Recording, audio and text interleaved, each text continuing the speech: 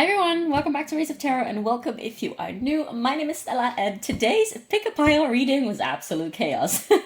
Okay, maybe I'm exaggerating a little, maybe also not, depending on your point of view.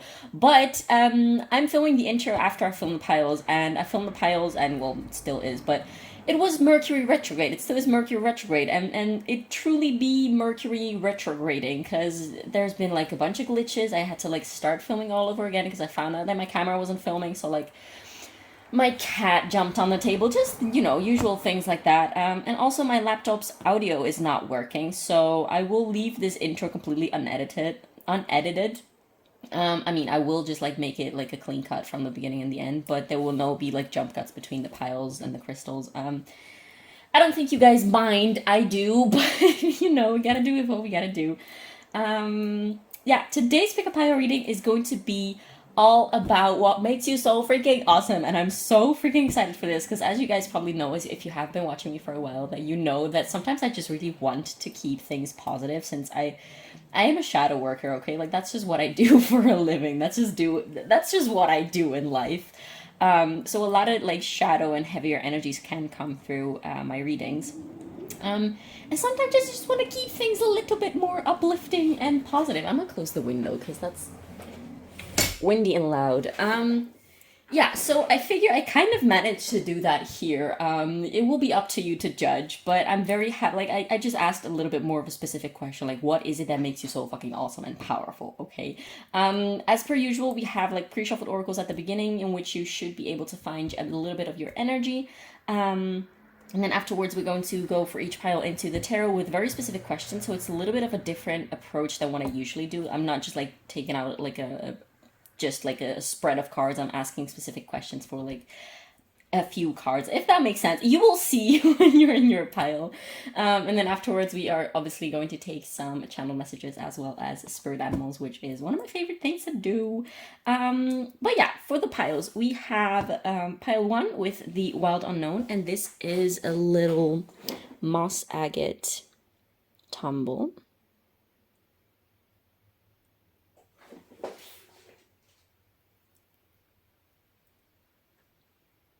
It used to be a necklace. That's why you see that little thingy there.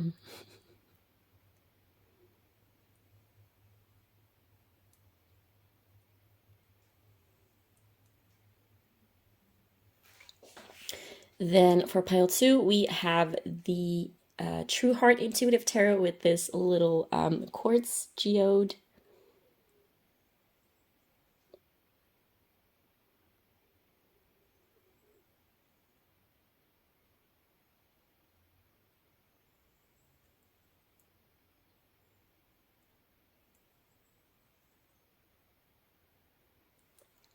And finally, for pile 3, we have the Standard Waite Smith Tarot with this citrine rock crystal.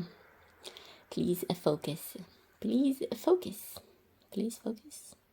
It's not gonna focus, is it? Well, that's awkward. Can you please focus? God damn it. Oh, there you go. And there's a fly buzzing around. And now it's sitting on my arm. I'm so sorry, guys. This is just...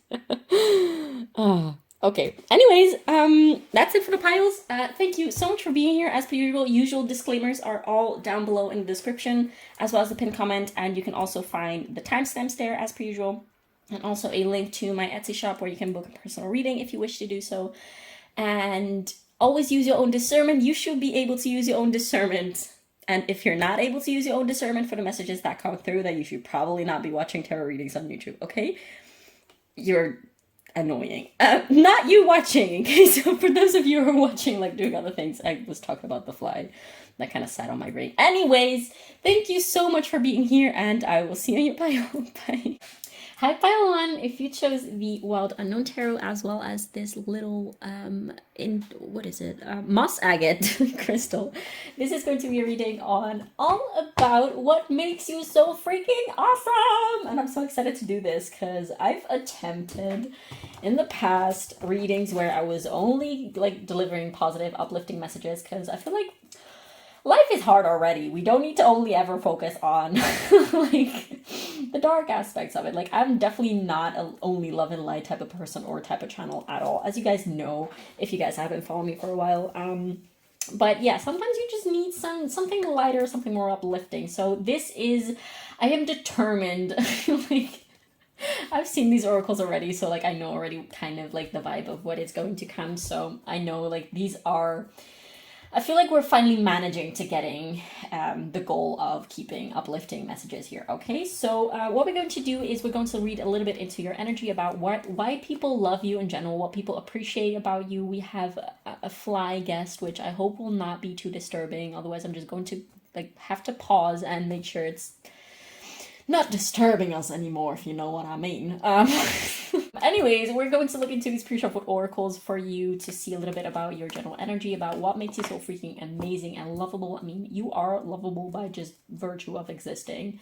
Because, you know, the truth of the universe and of who people are is love anyways, but that's a whole other story. Okay, so that fly was already giving me problems. Anyways, I was about to say, you should be able to find a little bit of your energy, or at least like how your friends would describe you, how your friends and families and loved ones, family and loved ones would portray you as a human being. And then afterwards, we're going to look into the tarot with a few specific questions that I have. So we're going to pull like one card or a couple, depending on how, depending on what we need to do at the moment, which is a slightly different format than what I do usually, as I usually just like pull cards and just like, you know, just talk about whatever comes through. But in this case with the tarot, I have very few specific questions, which we're going to go into later. And then afterwards, we're going to take some advice slash uplifting messages for you to close off, and also spirit animals. So I am very excited to get into this. Let's see what we have here for you. We have feminine. We have number 1 with suppression of a star being by hands unworthy. Don't worry about this card. I know it's not like the, the most positive, but there's a reason for it to be here. I'm actually going to like be completely straightforward. I was pulling cards from this deck, the Iris Oracle deck, and this card came out very quickly right away. And I was like, no, I want positive, uplifting messages. So I put it back. I started shuffling again, and then it flipped over again. So I was like, okay, I guess I just gonna have to take it. And I already know why this card had to be here. So like, just stick with me, bear with it, okay? We also have Ally in Disguise with number 31, discover the heart to find blessing. We also have the throat chakra with number 5. The frequency of the throat chakra, the blue flower of life, supports our self-expression and our sense of peace and balance. Then we also have the hunter archetype with number 9. Do it like that. And then we have 2 of these Amenti oracle cards. The first one is I praise the goddess and the god. I feel called to add within. And then we have I give offerings that are genuine. Okay, so I started talking already, but I was so all over the place and I was like making absolutely no sense. So I just decided to do it all over again. Apologies about that. Okay.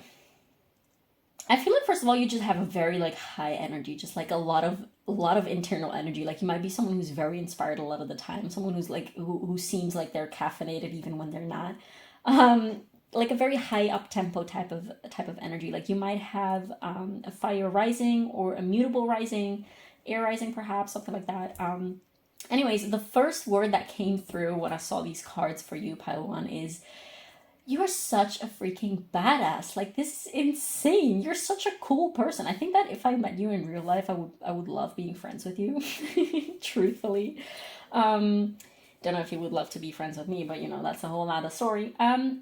What makes you so freaking awesome with this feminine energy right here? So first of all, I do feel like this pile will resonate a little bit more with those of you who are either women or those of you who are exploring what it is to be feminine, what it means to be feminine, or just simply identify as a little bit more of a feminine type of energy. And this does not mean that if you're a man or if you are non-binary or whatnot, that you cannot relate to this. I will get into that in a minute more in depth about what I mean with that. But there's this thing about you, Pile 1, that you are embodying and showing the world and showing those around you what it is what it is that it means to be a woman slash feminine, what femininity is. Like, you're redefining what femininity is. You're really showing and embodying that you don't have to fit within a specific like standard or specific canonic walls, if that makes sense, to be feminine or to be a woman. There is this boldness to you, especially with this throat chakra. Right? There is definitely something. It wouldn't surprise me if you had some type of platform in which you're like doing some type of activism, like feminist activism or like racial activism, something along those lines, or in which you're like talking to people, which you're like expressing yourself through words. Like, you might be writing things and sharing those with people, like writing some type of like activistic poetry. There's definitely something about communication. Like, you might also have your own YouTube channel in which you're like either talking about important stuff or like either like guiding people. You might be some type of coach. You definitely, it wouldn't surprise me if you had some type of public presence. Although for those of you who don't resonate with that specifically, this is just how the people around you perceive you. So like, you might have a lot of things to say. It wouldn't surprise me if you have like Mercury placements. Doesn't have to be strictly for everyone, or like Leo placements perhaps. There is this boldness, this expressivity to you. You're, what's the word? Banal? Is that, oh my god, that is weird. No, that's, oh, never mind. There's this, you're a very unique individual. Like, you're very different. And it's not to say like, oh my god, I'm not like other girls. Like, not at all. This is just, you have such a bold and unique presence that people feel very, very enthralled, very intrigued by your essence. And it wouldn't surprise me if you also had like Aquarius placements, like Aquarius midheaven perhaps, or something like that.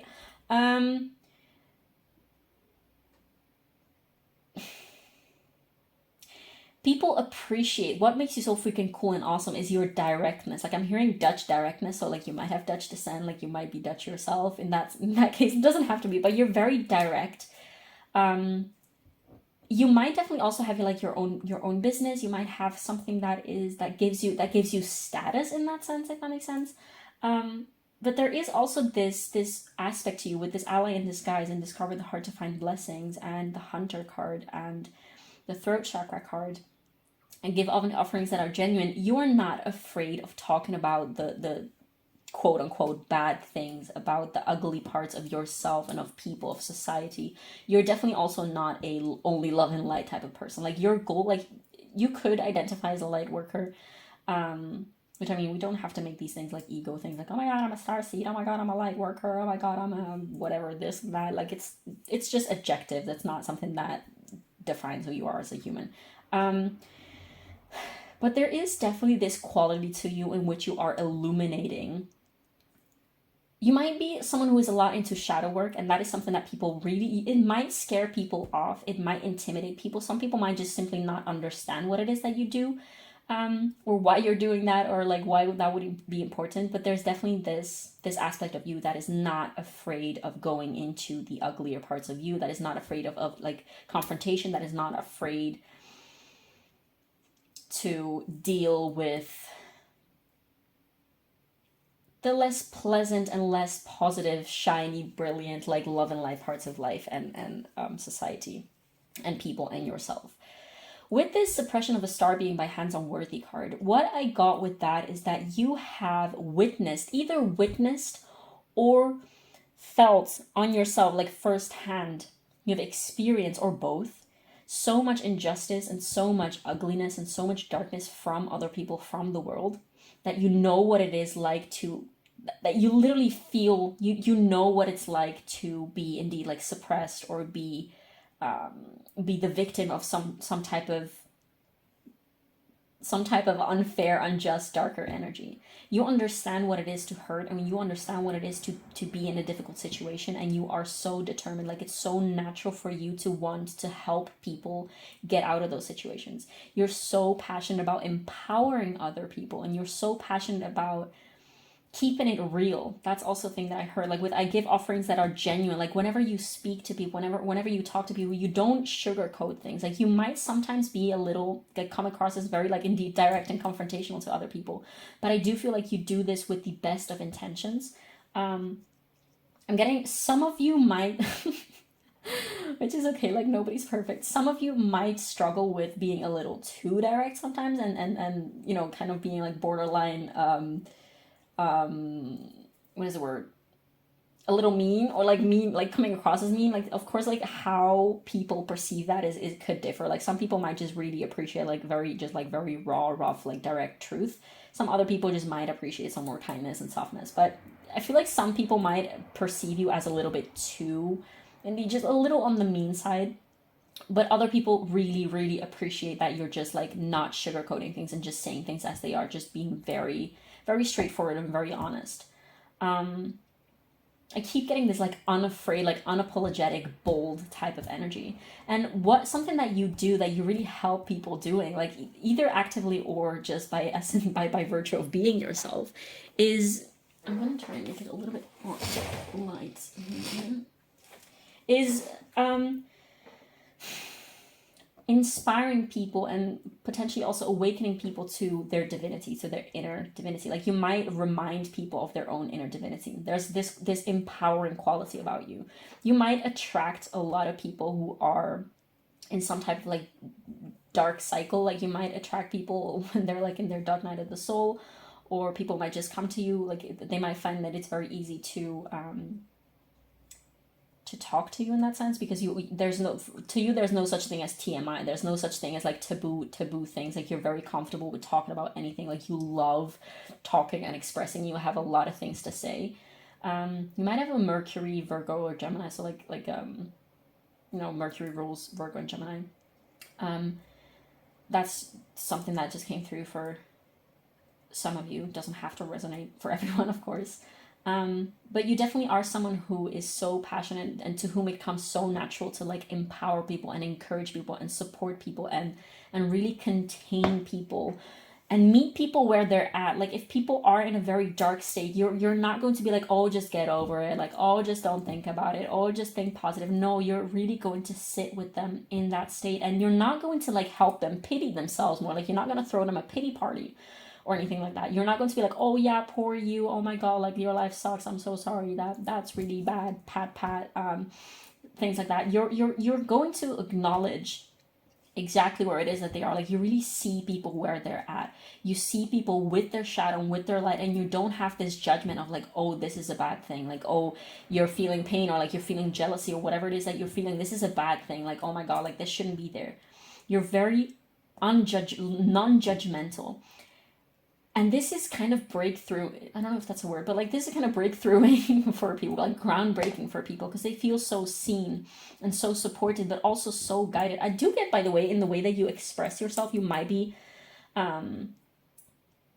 or like you might come across as someone who is a little bit more androgynous, because you do also have a very strong masculine energy to you with this hunter energy and the throat chakra energy.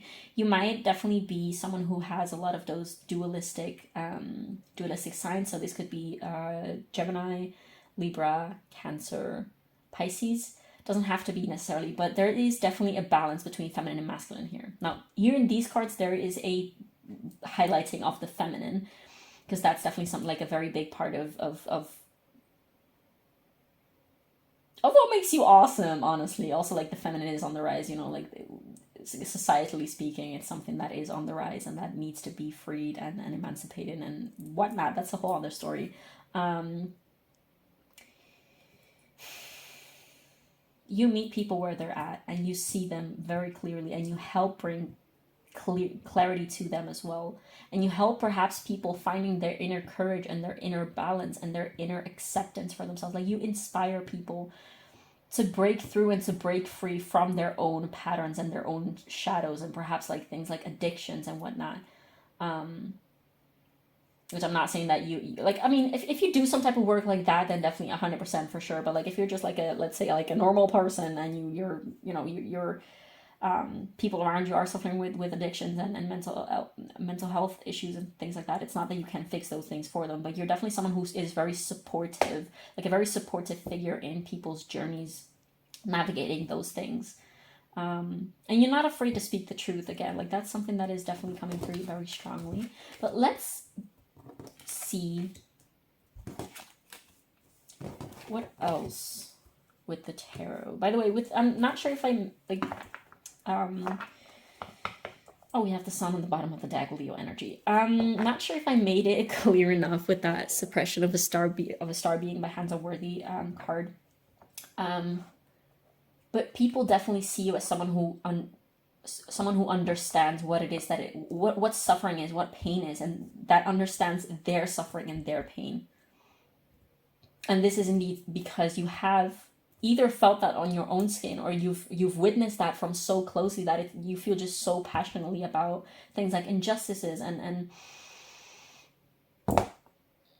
I guess injustices in general. Like that could be so many things. That could be societal injustice. That could be like intrapersonal injustice, like injustice that people do to themselves. Like you're really dedicated to empowering people because you've been probably likely in the past in a place where you felt so powerless yourself, and you've made those transformations yourself, and you're literally like the proof of the fact that anyone can overcome anything. And this is the message that you're bringing to people, and that's why you're so freaking awesome, pile one. Oh my god. Okay, so what we're going to do is the first card is going to be, I have a little cheat sheet on the side so I don't forget, is going to be what your higher self wants to praise you for, wants you to be aware of. Now, I will keep this a little bit more open, so like anything could come through from your higher self, as you know, there's probably a lot of things that your higher self wants to tell you, but that's going to be the first card. The second one is going to be all about what your family loves about you and what your family appreciates you. And then the third card is going to be all about your friends, like what your friends appreciate you, why your friends love you so much, and what makes you a great friend in their eyes. And then number 4 is going to tell us about your significant other or significant others. Now this, if you don't have any significant others at this time, is the lighting still okay? So, let's see. If you don't have a significant other right now, or if you've never had a significant other in that sense, like a relationship, don't worry. Like this could be future energy. This could be like your soulmate coming through. This could be a past connection that you've had. This could be just like from the this is basically timeless. Okay, so if it doesn't apply to something now, this is still like within the realms of possibilities, like either from the past or like the future or whatnot. And then card number 5 is going to be what your inner child loves about you. And I'm so excited about that. I have been meaning to do an inner child reading for the longest time, but for some reason, it's never the right moment. So I'm just going to trust that, and I'm just going to wait until I feel like it's the right moment for some reason. But yeah. Let's see. Let's give it a couple good more shuffles. A couple more good shuffles. Can't talk. Okay, so messages from your higher self for pile 1. What is it that pile 1's higher self wants to praise pile 1 about, please? We have the Daughter of Swords. The first thing, or like the Page of Swords, the first thing that came through is that you have grown so much. Like, I almost want to cry. You've had so much progress in terms of like your communication, your throat chakra. You probably have done a lot of throat chakra healing. Let me spread these out a little more because we can see better. Your higher self just wants you to take a freaking minute and acknowledge how far you've come. Okay, like either in terms, like if you are doing some type of art with communication, like with words, like if you're writing, if you're making poetry, if you're writing songs, if you're singing, just acknowledge how far you've come, like how much you've evolved in terms of that. But not only that, like if it's literally just about talking, like if you don't do any type of public work, if none of those things like apply to you, this still applies to you, how you speak to yourself, like your inner dialogue, like how brave your speaking is, if that makes sense. Like how brave your way of talking to others and your way of talking to yourself and about yourself, how much courage is in there. Like I keep getting so much like Leo energy and courage. Oh, on the bottom of the deck right now is the Page of Cups, which I do feel like I want to put there. Because it's so... I feel like you had to learn compassion because you might have not been always too kind to yourself. And those were probably with the suppression of star being by hands unworthy card coming out, you probably learned possibly because of like some type of abuse that you've had to endure like growing up, or bullying or things like that, just by growing up in a society that's pretty harsh, and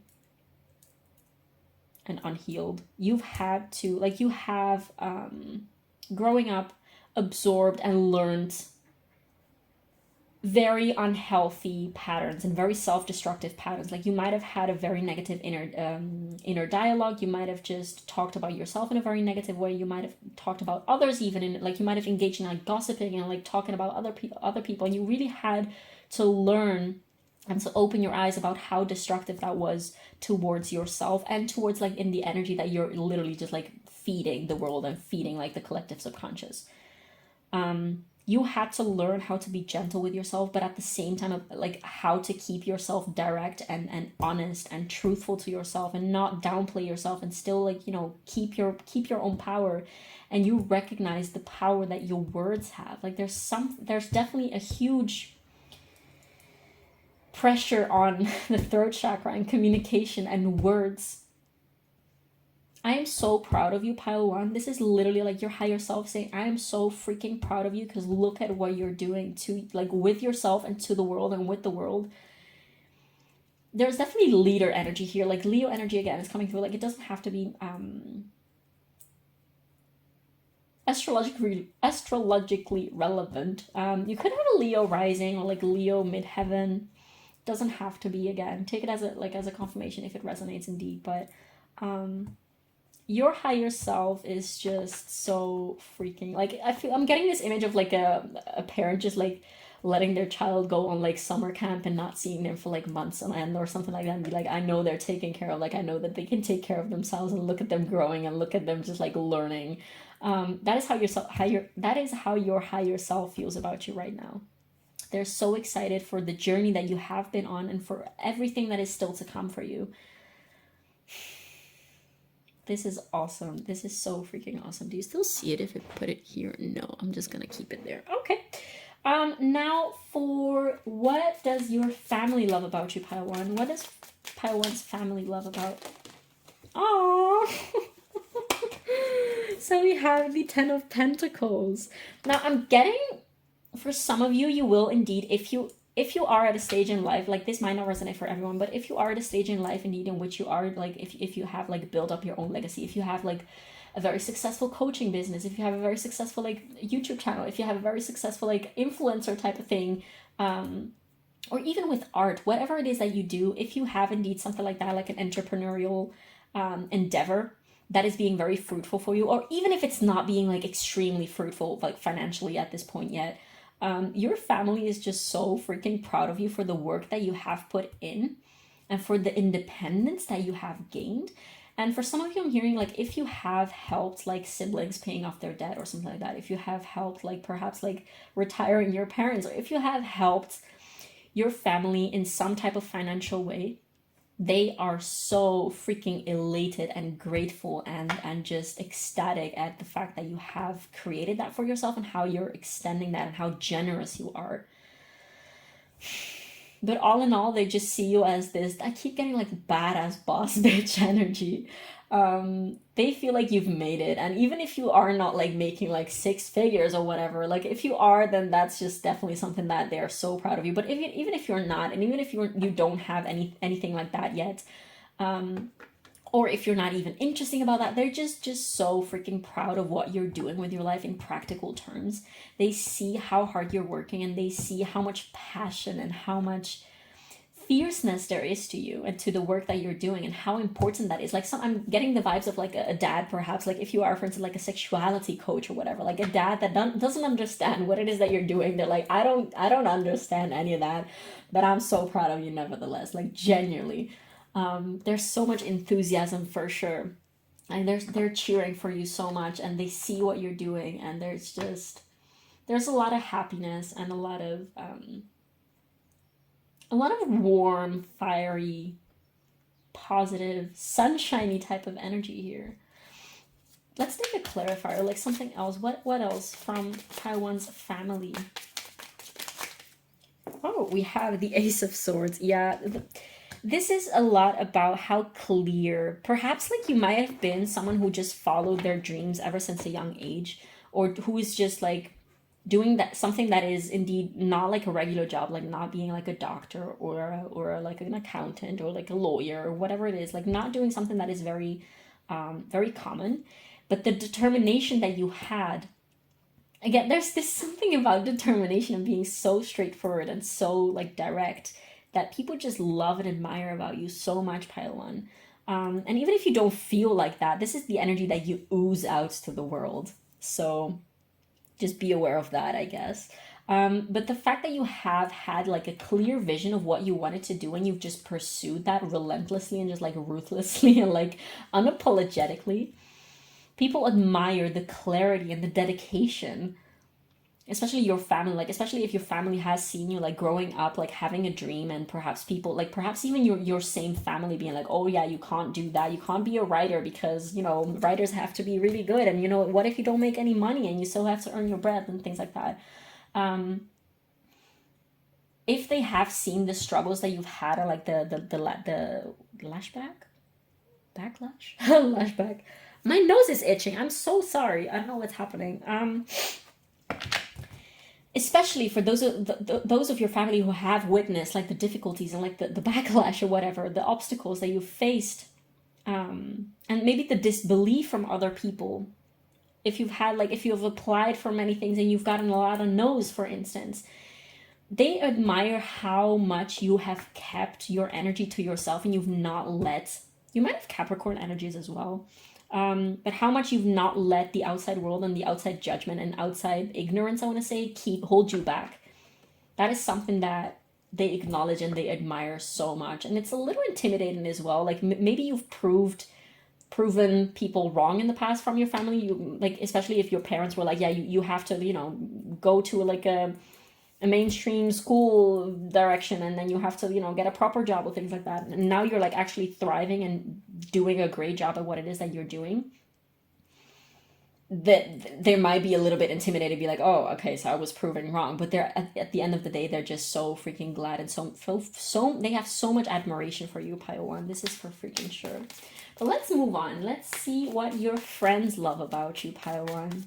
What is it that makes pile one a good friend in there? Okay. Oh, 5 of Wands in reverse.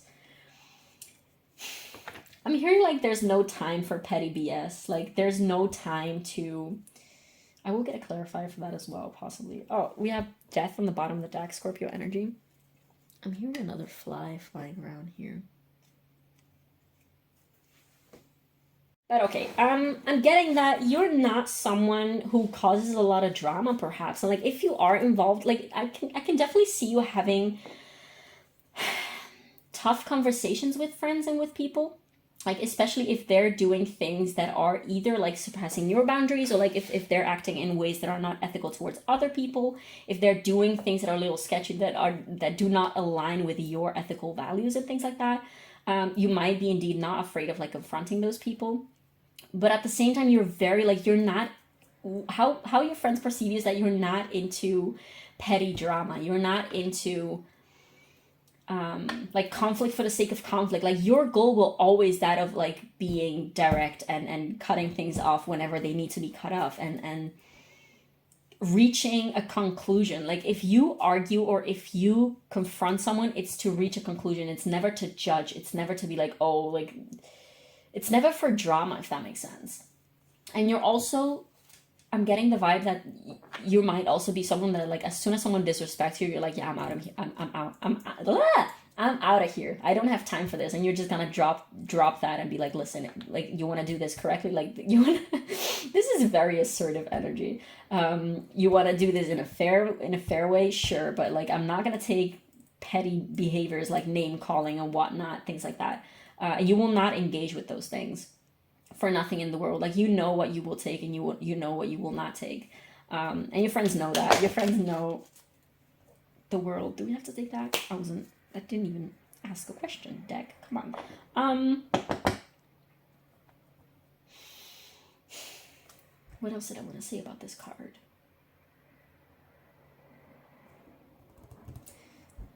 Lost my train of thoughts.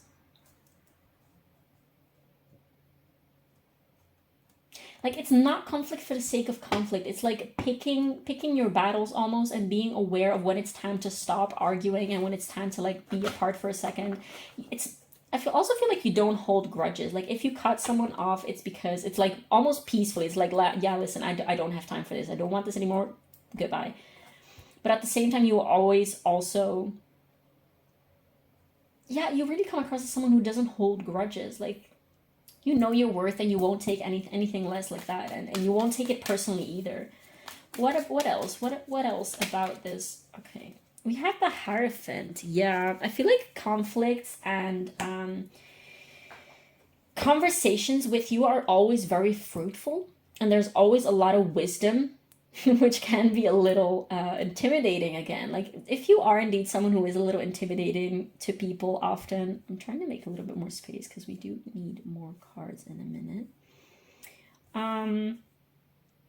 It might be a little bit intimidating, but at the end of the day, people really appreciate, like if they can like take off their own trauma glasses, and if they can put their own defenses down, they will recognize that you had a point, that there's so much truth to be learned from you. And this is not to say that you're always right, because I don't want to like toot your horn and like and say like, oh my god, yes, Pylon, you're always right, and you're always the one who, you know, wins like at things. But this is to say, like, people definitely do recognize that you have some type of expertise or like authority. And at the end of the day, they really, really respect your decisions and your choices. Like they will always, nobody's really trying to, like, nobody can like overdo you or like overpower you or anything. That is definitely the vibe that I'm getting. Now for a significant other or significant others. What makes Pylon such a wonderful significant other, such a wonderful partner? We have the Daughter of Pentacles, the Page of Pentacles. See, it's so cute because there's so much powerful energies. But then we have all these pages, which shows to me that you are so... First of all, you might be very cute and bubbly and just very... Your inner child might come out a lot in relationships and like romantic situations. Let me put this still a little bit like that because we're still lacking a little spice here. Your inner child, like there might be a lot of inner child healing being done between you and a partner or partners, whether you have one now or not. This could be like, again, like past relationships or future relationships. There is this element about like your inner child coming out to play, and the healing of the inner child, and just like finding this beautiful innocent bewilderment, I don't know if that's a word, this innocent, pure, genuine love for things just as they are, and this curiosity towards your partner, your partners, this openness to receive as well, like with this feminine energy coming through. Like you likely are also someone who is not, either you've healed that or you just never had that,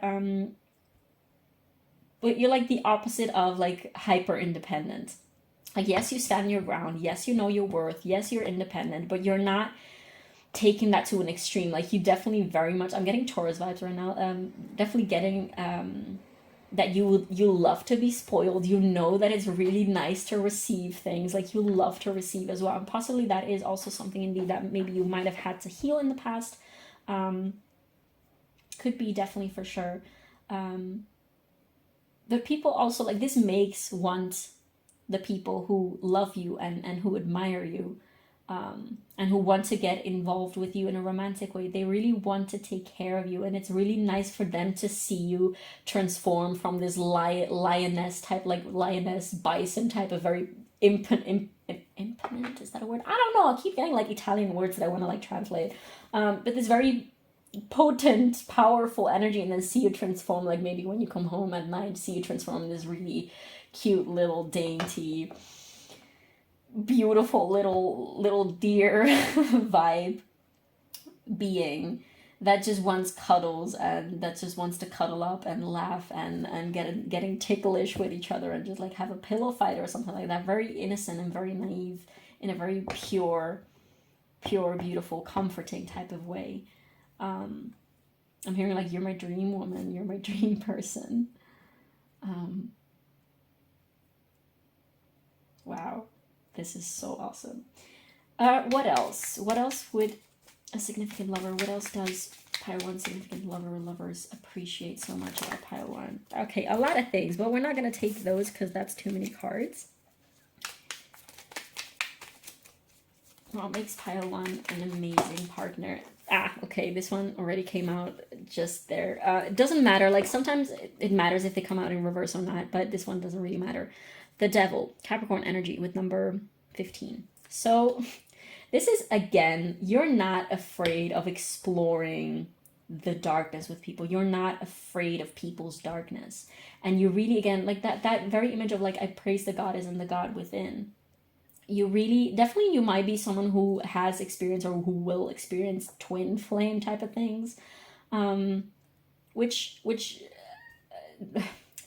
it's a tough journey. Oh, there's a lot about pentacles here, like this the Devil, which has, of course, like the reversed pentacle, which is interesting. I was called to notice that.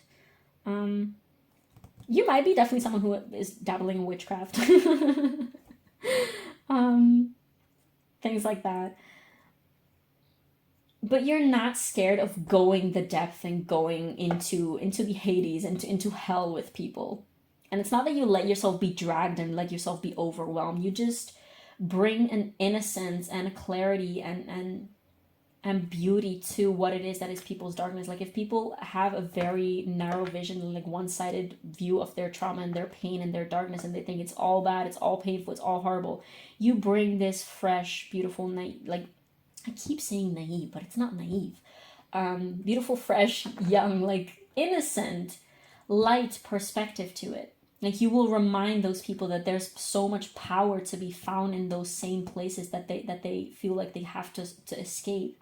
You might be someone who encourages people to stop escaping their inner devil, like to stop escaping their feelings, to stop fearing their feelings, to embrace their fear, even to embrace their sadness, their grief, their pain, to understand why it is that they are involved with addictions. Perhaps you are someone yourself who has overcome some type of addiction or some type of like pattern, some type of self-destructive mechanism in the past, so you know exactly, you relate to people like that a lot, and they will find a lot of comfort in you bringing new perspectives into that, to bringing this it's a very specific energy of like you kind of opening up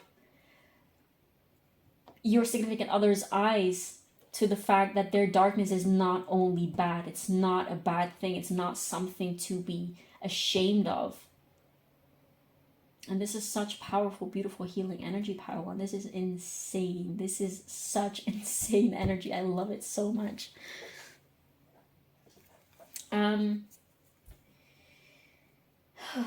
Okay, messages from your inner child. Why is your inner child so proud of you, pile one? Oh, hey, okay, so we have a lot of things. You get to take these all. We have the Ace of Wands, the Son of Pentacles, the Four of Cups, and the Father of Wands. Do I have to? I feel like I have to take these all. Let me just put them like these, because I feel like taking them like these. There's a balance, and on the bottom of the deck there's the Empress. There's a balance to you, which is not necessarily in this, and Strength below that, more Leo energy. There's a balance to you that is not what you would expect. I'll try to explain the best that I can, the way that I'm getting it, that I'm feeling it right now, but there's a balance to you that it is not necessarily the way that you would expect balance to be like. It's not that you're very moderate, it's not that you're like, because you might still indulge and engage in like extreme things, like you might still have very intense emotions and still own up to those. Like, it's not that you're always sort of like in the middle of things, and it's not like you're impartial and neutral. That's not the balance that I'm talking about. The balance that I'm talking about is because you realize that that's not what balance truly is. Like, moderation and being in the middle and the middle way and the middle ground and never going to extremes, that is not what balance is. Like, life, the world, Earth is not, that's like, nothing is so neutral in the sense of like, nothing is so balanced that it's neutral. The balance that I'm talking about here is finding, is not being, how do I explain this? Okay, give me a second to collect my words. It's not being overtaken or overpowered by going to the extremes, but it's allowing yourself to witness and to experience the extremes, but always remind yourself to not stay in the extremes, to like go back into the middle and then visit the other side, if that makes sense. That might be indeed with things like the material world and like the spiritual realm, so like balancing crown chakra and root chakra energies, balancing passions and practicality, balancing emotions and rationality. And this is not indeed to say like stay in the middle ground, but just take all those good traits of all that and just like unite them in something that is 10 times more powerful than the extremes by themselves. Your inner child wants to praise you for doing what you love and by keeping your inner fire lit, by not losing that inner child sense, by not losing touch with them, because they feel very much fulfilled in a lot of things. And this is not to say that you have no inner child healing to do at all, that you have no progress to do at all, because that's not true. We're always like, life is always like a work in progress. But your inner child is really, really, really happy that you didn't forget about them. Your inner child is so happy that you're still keeping them in mind and that you're still doing things that fulfill you both. Like that's still, because your inner child's desires don't just vanish. Like, of course, if your inner child said like, I want to be a princess, like maybe it doesn't manifest in like the desire of being a princess with like a pretty dress and like a magic wand and pretty shoes and a crown or whatnot. That's not how it might manifest now, although it could. There's nothing bad with that. But it might manifest in just different ways. Like perhaps if you wanted to be a writer as a child and now you're writing books and doing things like that, that is something that your inner child is so freaking happy about. Like your inner child feels very much alive,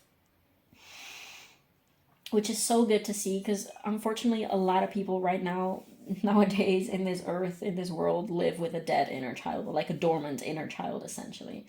Your inner child is never truly gone. It's always there. Like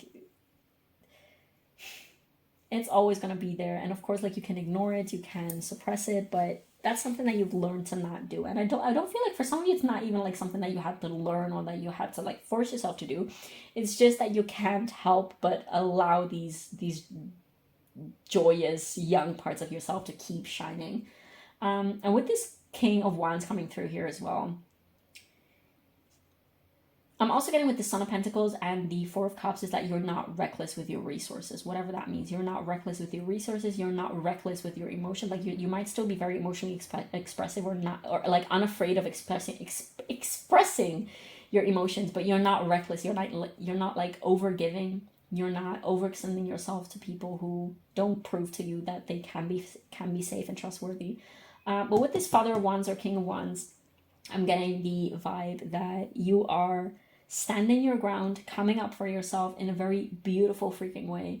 And your inner child, like perhaps there was no one to come up for your inner child when they were being mistreated, and your inner child sees and knows that you're doing that for yourself right now. And there's nothing that is more powerful than that, because you're literally reparenting yourself. You're being the leader that you needed when you were a child, and you're being that for yourself and for others. And that is absolutely freaking, oh my god, I wish I could give you like a hug and a big fat kiss right now, pile one. Consensually, obviously, so if you wouldn't like that, I wouldn't do that. But oh my god, I love this so much. And let's just move on, because I feel like I've been talking for way too long.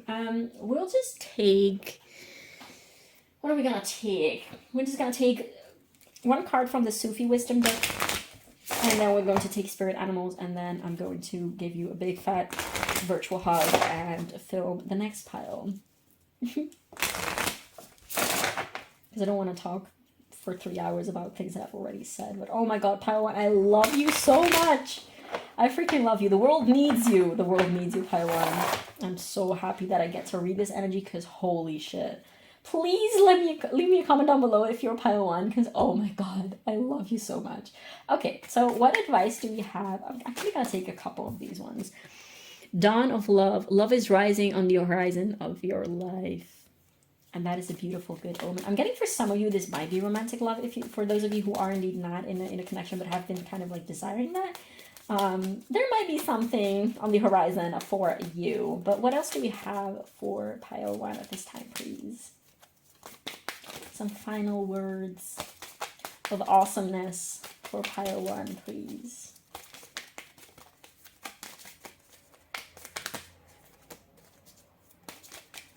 Advice or more words of...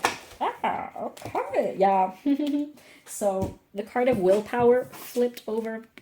Willpower. Improve your willpower to reduce your stress level. I feel like this is just a recognition of what you have already been doing. And if it's an ongoing process, this is just keeping, like, giving you the confirmation that, yes, you're doing freaking amazing and keep going, because there's so much more power to be discovered within you, pile 1. It's insane. Like, this is not the end of your growth. This is not the end of your growth. Beyond the ego, surrender to the flow of life. Yeah, I feel like for some of you, especially the ones of you who have strong Leo placements, there might be some more, I'm feeling called to notice, like, to mention a lot, quite some shadow work that you have to do in terms of ego, because sometimes you might still be trapped within those things, which is not it's not a bad thing. We're always going to have ego. It's not a bad thing. Ego is just a human thing. Ego is not something to be defeated. Ego is not something to be like scorned and be like, oh my god, ego is bad.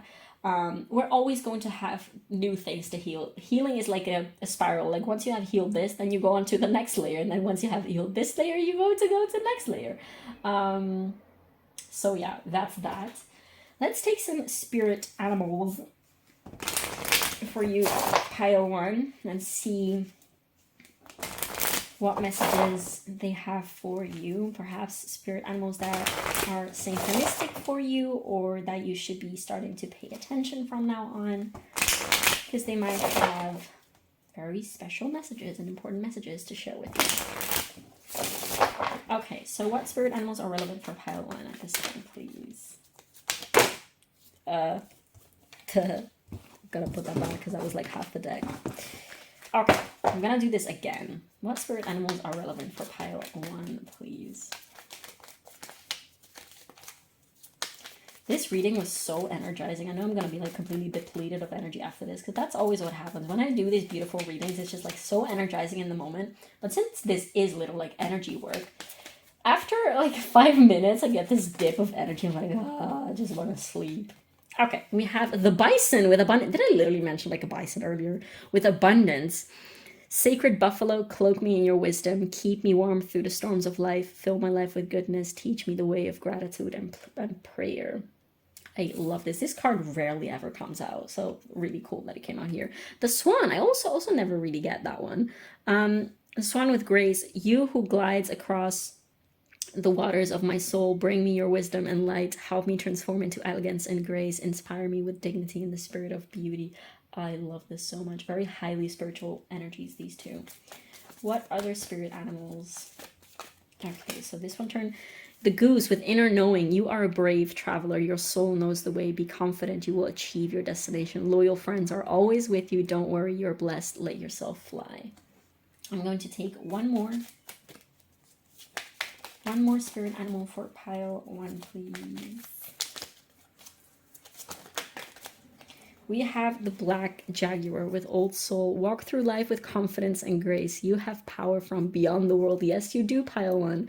Focus on what you really want. You can create your dreams. Exactly. And I feel like that last message is especially for those of you who have not reach that goal of like financial abundance, or like of setting up your own business, or like making a living and working out of your craft and your magic and your art, or whatever it is that you want to do. This is a good, like, you can achieve this. If this is energy that you're like, I don't feel it, and like it sounds familiar, but it's not, I don't see myself like that. First of all, that's how people see you and how people perceive you, and how what people think that makes you freaking amazing. But this is also to say, like, this is possible. Like, take these messages and this reading as a confirmation that it is possible, just to keep freaking going, pile 1, because oh my god, you're in for so much greatness. And I love you so freaking much, and I wish I could give you a hug, but you know, this is YouTube, so that's not possible. Anyways, thank you so much, pile 1, for being here, for allowing me to read your cards. I love doing this so much for you. I really hope that this gave you some type of value, and definitely please feel free to leave a comment down below letting me know how this resonated, because I would love to hear. I would love to know how it is landed on the other side of the screen. And as per usual, feel free to leave a like and subscribe, as that really helps me with the algorithm. Can't talk anymore. I filmed like a billion readings this weekend. Yeah, thank you again so much for being here, and I will see you in the next one. Bye. Hi pile 2, if you chose this beautiful quartz heart geode thingy right here, as well as the True Heart Intuitive Tarot, this is going to be a reading on essentially all the things that make you so freaking awesome, pile 2, because you deserve to have a little bit of like encouragement and reminders of how freaking great and lovable you are. Like, it has been, as you guys know, perhaps if you have been following me for a while, you guys know that I always try to like deliver do readings that are only focused on positive uplifting aspects, and it doesn't always work out as equally as well, because for some reason, like, what I do is shadow work essentially. That's just my life's work. So that is always something that will come through in some way or another. So I can have plans for cards, but they still have, Spirit has a will of their own, so it didn't always work out equally as well in the past. But this one, since I've already seen these oracle cards, I know that these are going to be freaking powerful, and I am determined today to keep messages uplifting and positive. Of course, I'm not going to ignore any shadow aspects if they have to come through. But yeah, I'm just very freaking excited about this. Can't wait to get into this. So what we're going to do is we're going to look into these pre-shuffled oracles that should indicate to you, but basically just the energy of you right now. It could be from the perspective of the people who love you, so you should be able to at least recognize a little bit of your energy, or at least how people would describe you, or how people perceive you.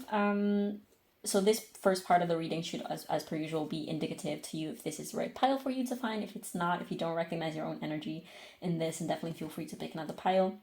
And what we're going to do afterwards, after the oracle cards, we're going to take the tarot and answer a few specific questions. I have a little cheat sheet on the side, because otherwise I will like forget what it is that I'm doing exactly.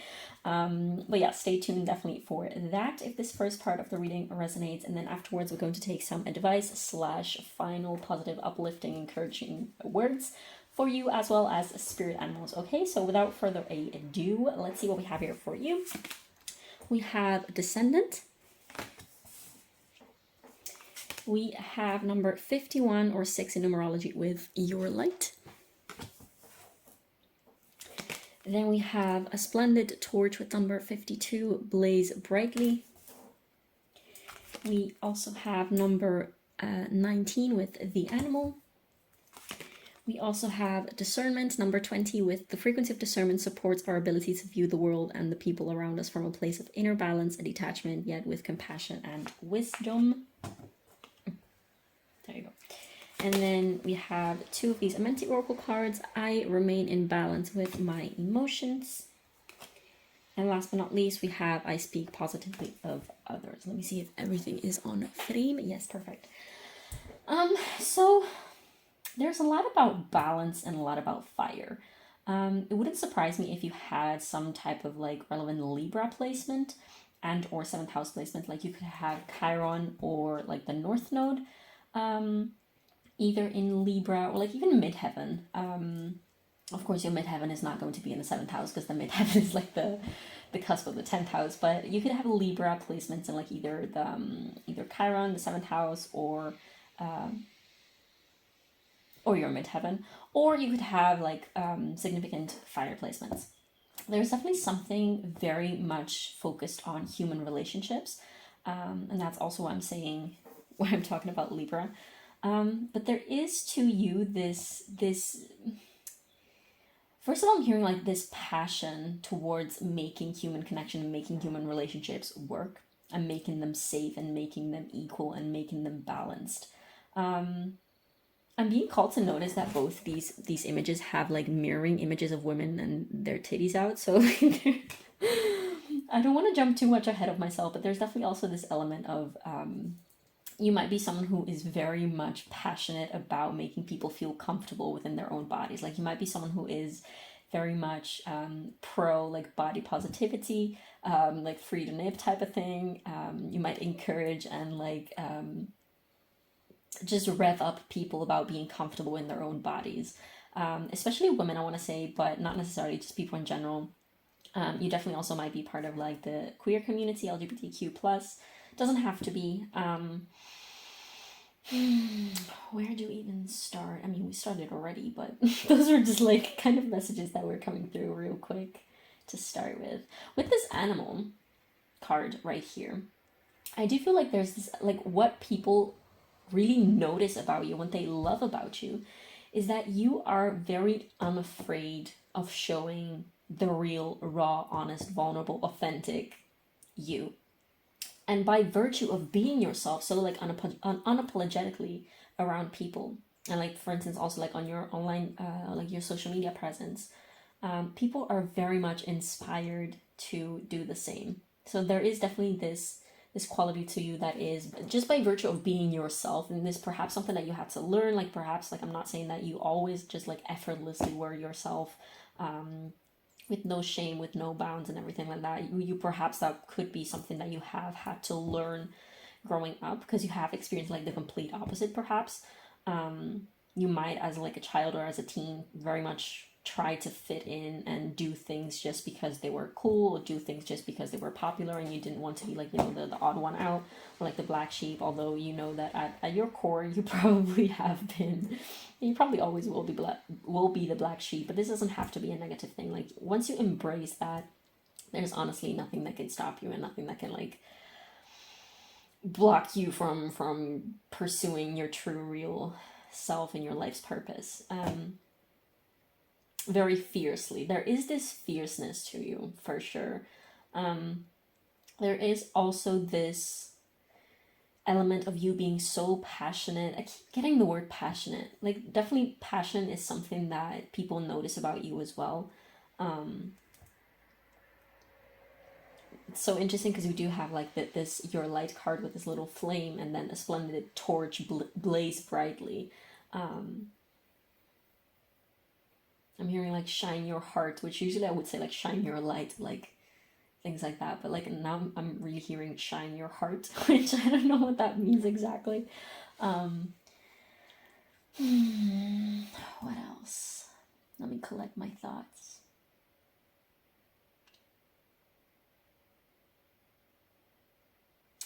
The Descendant, that's like the seventh house, the house ruled by Libra. That is all about, whereas like the Ascendant, or like your rising, so like your first house placement, like the cusp of the first house, that is all about yourself, like the body and your sense of self. Like it's the house ruled by Aries. The Descendant, which is like on the complete opposite side, that is all about how you relate to other people.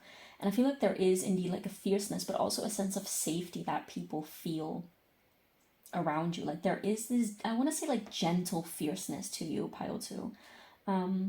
There is this element of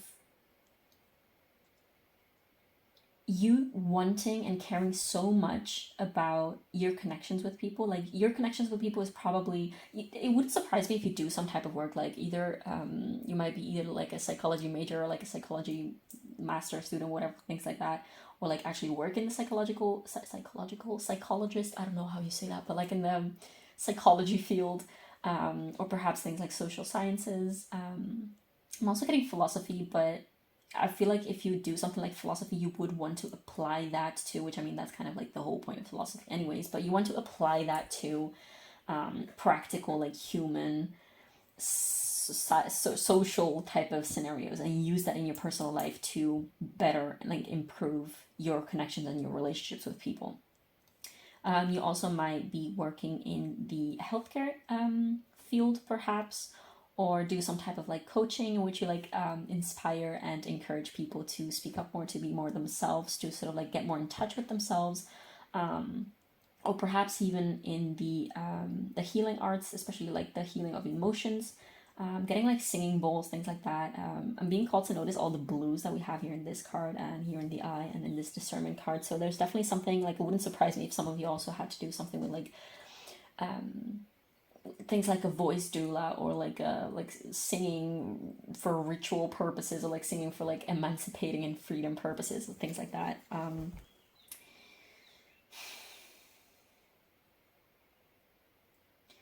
There's definitely, I'm getting this feeling of like I'm seeing sort of like someone just sitting on a bed, face to face, heart to heart, just like face towards someone else.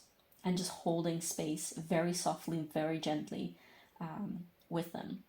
And this being just so incredibly healing for both parties, truly. Like, this is not someone who wants to help or heal others to feel better about themselves because they think that they have, like, I'm a healer and I heal people and I am so powerful and so cool and I can give you this because you don't have it, and like I'm making you an awesome person. This is more the energy of someone who's like, I just care so freaking much about you and about this connection, about the reality of how things are right now. And I want you to feel safe and I want you to feel vulnerable with me because I know how healing that is for you and for me as well. You're very much aware that anytime that someone opens up to you, that anyone like gets vulnerable with you, that anyone shows parts of themselves that they're afraid to show, or perhaps just like share very personal, deep, intense things, you're very much aware that that is just healing in itself. It's not for the purpose of like having a better grasp of someone else or like having better knowledge about how people work for yourself. This is just presence for the sake of presence. Like, I feel like you're a very good listener. Like, I speak positively of others, which also gives me the vibe of someone who's very fierce about not engaging in gossip, or like not engaging in like silly, petty talking about other people, like not even celebrity gossip perhaps. Like, you might be very much aware about how that whole scene of like gossiping and talking about other people behind their back, no, like especially if it's in like a negative or like just like very superficial way or like judgmental way, you're very aware of what that truly is. Like, you're very aware that when people do that, it's more something that says something about themselves rather than the person that they're talking about. And you can really, like, you're really intolerant to the toxicity of that whole scenario. But other than that, you're also a very good listener. Like, you likely are someone who understands that, like, you understand when it's time to like listen, when it's time to give advice, when it's time to just hold space for someone. You're kind of like the mom friend in a certain way. You could definitely be the mom friend, but like the very cool mom friend. Like, you might also, with this animal card, this animal card has like I don't know what animal this is exactly. Could be a wolf of some sort, or like a husky dog perhaps. Husky dogs might be relevant to you for some reason, but we see all these like flowers and wheat things in this animal's picture. So it always gives me vibes of someone who's like a little bit more on the hippie side of aesthetics, if you will. So you might have dreadlocks or just like to put things in your hair, like to do like crazy things with your hair, things like that. Some of you might like to experiment with like different colored eye lenses, if that makes sense. This is just like a little detail, like a little confirmation, if like synchronicity, if that applies to you.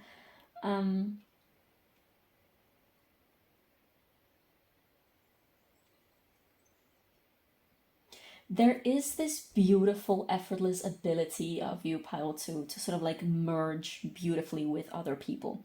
And not in a codependent type of way, not in like an enmeshed type of way in which you're like, oh my god, like now we're one and the same and don't even recognize who's me and who's you, and oh my god, we're. It's just like this beautiful, effortless ability to create a safe container and a beautiful space for everyone involved, especially one on one with people, to be themselves and to open up and to sort of like let your guard down, and just be, and just be in almost like, I want to say, in a very very feminine type of way. So like being and surrendering rather than doing and trying to, keep up masks and things like that.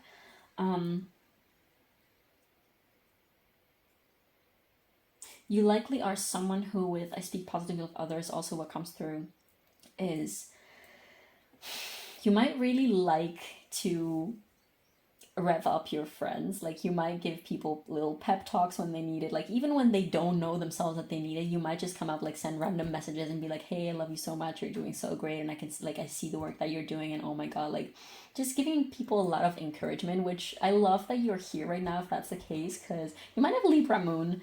That's just something that came through very quickly. I love that you're here because you also deserve the same treatment, Pile 2. And I know that you do this, like, you like to be there for people and you love serving people in that sense just so much, because it, like, you have the purest of intentions. Um, and there's just so freaking much compassion that you have to share. And this also shows that you have a lot of compassion for yourself. This really shows that you are someone who is at least trying to not forget to fill their own cup. Like, you might hear that constantly also, like, from readers, and just seeing quotes perhaps on Instagram or Twitter or whatever, like social media, that remind you to not forget to fill your own cup, because you never can pour into others when your own cup is empty. And I feel like that's something that you're still trying to balance within yourself, because we also do have a lot about balance. I remain in balance with my emotions and blah blah blah, place of inner balance and detachment, yet with compassion and wisdom. You are still trying perhaps even to understand what your boundaries are, and where you stand, and when it's the moment to say, like, hey, listen, today I'm having kind of a hard day, so I can't be there for you, or like, hey, today I'm having kind of a hard day, would you mind listening to me? Things like that. Because I do feel like it's very easy for you to take care of other people, but it might be a little bit harder to even understand when it's time for yourself to kind of extend that energy and that same loving compassion towards your own self. Um, which is not a bad thing. This is something that you probably are very aware of and that you're trying to navigate, which is absolutely beautiful. And that's again, like, this is strong Libra energy. Like, again, Chiron Libra or 7th house Libra or um, North Node Libra, perhaps. I don't know if I mentioned that, but there's definitely this need for you to balance, to find this balance and harmony, and right way to approach, like, yourself versus others. Um, I feel like some of your friends perhaps might even have to remind you sometimes, like, hey, you're doing a little too much for others, like, don't forget about yourself. And then you might be like, oh right, shoot, have I drunk water today? Did I actually sleep well? Do I need to take a nap? Do I just need to, like, go out into the forest by myself or something like that? Do I need to treat myself on something? Because you perhaps might also just love giving to others, you might love spending your money on others, but when it comes to yourself, you're like, I don't know if I want to do that. Like, you might feel guilty about that. And that's possibly also something that you learned growing up, perhaps, that you should have, been careful with your money and blah, blah, blah, blah.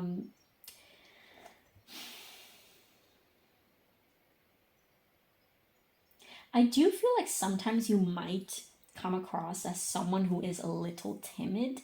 Although I do feel like you could definitely be someone like a very dualistic type of person. Like, duality might be a theme in your life. The dualistic zodiac signs are indeed like Libra, Gemini, Cancer, and Pisces. It doesn't have to be astrologically relevant. Can't talk. But you might sometimes might have an air rising as well. But you might be someone who is sometimes very shy, very timid, very introverted, and other times just be completely, like, extroverted and unbothered and carefree and super excited and super, super fiery, which is very interesting. And that's perhaps even something that you struggle with, or like that you might struggle with sometimes, being like, okay, so who am I? What is the truth of who am I? Who I am? Like, am I? I'm also getting Gemini now. So Gemini North Node, Gemini Chiron, Gemini 7th house, or Gemini rising, perhaps Gemini midheaven. I said Gemini so many times. Take a shot every time I said Gemini. But there is this perhaps sometimes a little bit of confusion about who you truly are. You might be like, okay, so who am I? Like, am I this introverted, calm, kind of like book type of person, or am I this, like, extroverted, like, exuberant, flamboyant type of partying and drinking type of person? Which, spoiler alert, Pile 2, you get to be both. Like, it's okay to be both. And I know that you probably have heard this a few times, and people don't even, like, people seem to like this about you. People seem to really like the fact that you're so flexible and so, like, different, so kind of unpredictable. And to you, it might just be a little confusing. Like, you might just go with it sometimes and be just like, fuck it, I'm just gonna be like this tonight and who knows tomorrow, which low key might indeed be the cause for a little bit of I'm hearing, like, existential crisis, or like identity crisis. And I'm also hearing like it is by exploring all of these aspects and by exploring your connections with other people and by being like by virtue of relating to other people, that's how who you discover and how you define who you truly are. Which again, you get to be both. You get to be like both an introvert sometimes, and other times you get to be an extrovert. You get to be very shy and timid, and other times you get to be like a badass, like snap, snap, snap, don't freaking like talk to me or I'll bite your head off or something like that. You don't have to choose. You don't really have to choose, pile 2.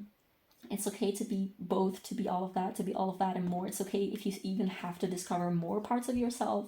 I'm seeing like now someone who's like taking this splendid torch in their hand instead of like venturing into dark caves. I'm getting hermit vibes right now, Virgo energy. You definitely are someone who's very, very, very introspective, and it's only because you are that introspective and so much in tune and aware and conscious of your own inner processes and of your own way of presenting yourself to the world and relating to others and of your motives. You might be a life path 7 perhaps, but it's only because you have met yourself so deeply, because you venture so deeply within your own self, that you can meet people so deeply and so like so presently, if you will, with where they are at.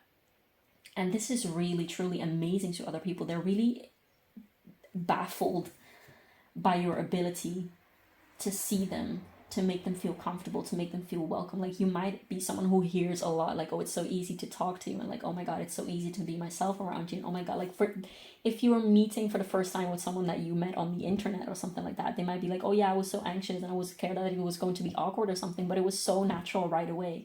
And that's just because you have dropped the whole awkward or like cringe type of thing. Like you're just being yourself, and you're like, if it works, it works. If it doesn't work, then that's that, I guess. I'm thinking about that quote, don't kill the part of you that is cringe, kill the part of you that cringes. Like you're almost like sometimes even okay with being awkward. You're like, you're only as awkward as you make it to be. And you might have reached a point in which you're like even fine with being awkward, and you're like, I'm aware that I'm making this awkward, but it's fine because it's okay to be awkward. We're all human. It's okay to be nervous. It's okay to be awkward, and people are not going to be judging me. Like if anything, I'm going to be the one who's judging me for being awkward. And it is also by virtue of you healing yourself and your own relationship to your own emotions that you basically inspire people to do the same. Like people see how much growth and how much inner work you've done, I want to say, like both light and shadow wise, that they really get inspired and like, oh my god, okay, so like this is possible, this type of transformation is possible, and it is possible to find a place that is essentially a place of unconditional love for yourself. People notice how incredibly compassionate you are towards yourself, and this does not mean that you're always only being positive towards yourself and only being kind towards yourself. This just means that you're patient with yourself, that you embrace yourself and allow yourself to have emotions. Like you're okay with having all sorts of emotions, and this does not mean that when you're in pain you don't actually hurt. You just, whenever you're in pain and whenever you experience like negative things, you just allow yourself to go through those motions, and people see that, and people are just so freaking amazed by that and by the strength that takes. And this is absolutely beautiful. But let's just go a little bit more in depth with the tarot to see what else is coming through for you, pile 2. So what we're going to do is I'm going to look real quick at my cheat sheet. We're going to answer 5 different questions through the tarot, and the first one will be messages or a message from your higher self. It's something that your higher self wants to praise you for, something that your higher self wants to compliment you on, or just something that your higher self is very proud of you for doing or for achieving or for being. Then the second one will be what your family loves about you and what your family appreciates about you.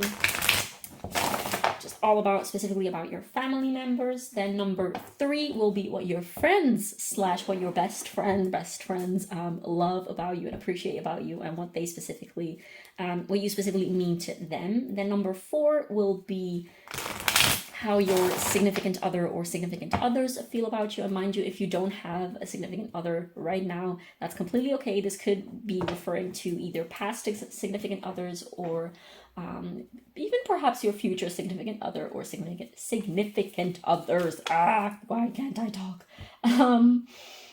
And that will be that. And number 5 finally will be messages from your inner child, or something that your inner child is just so proud and happy that you are or have achieved or are doing. Okay, so without further ado, let's start with,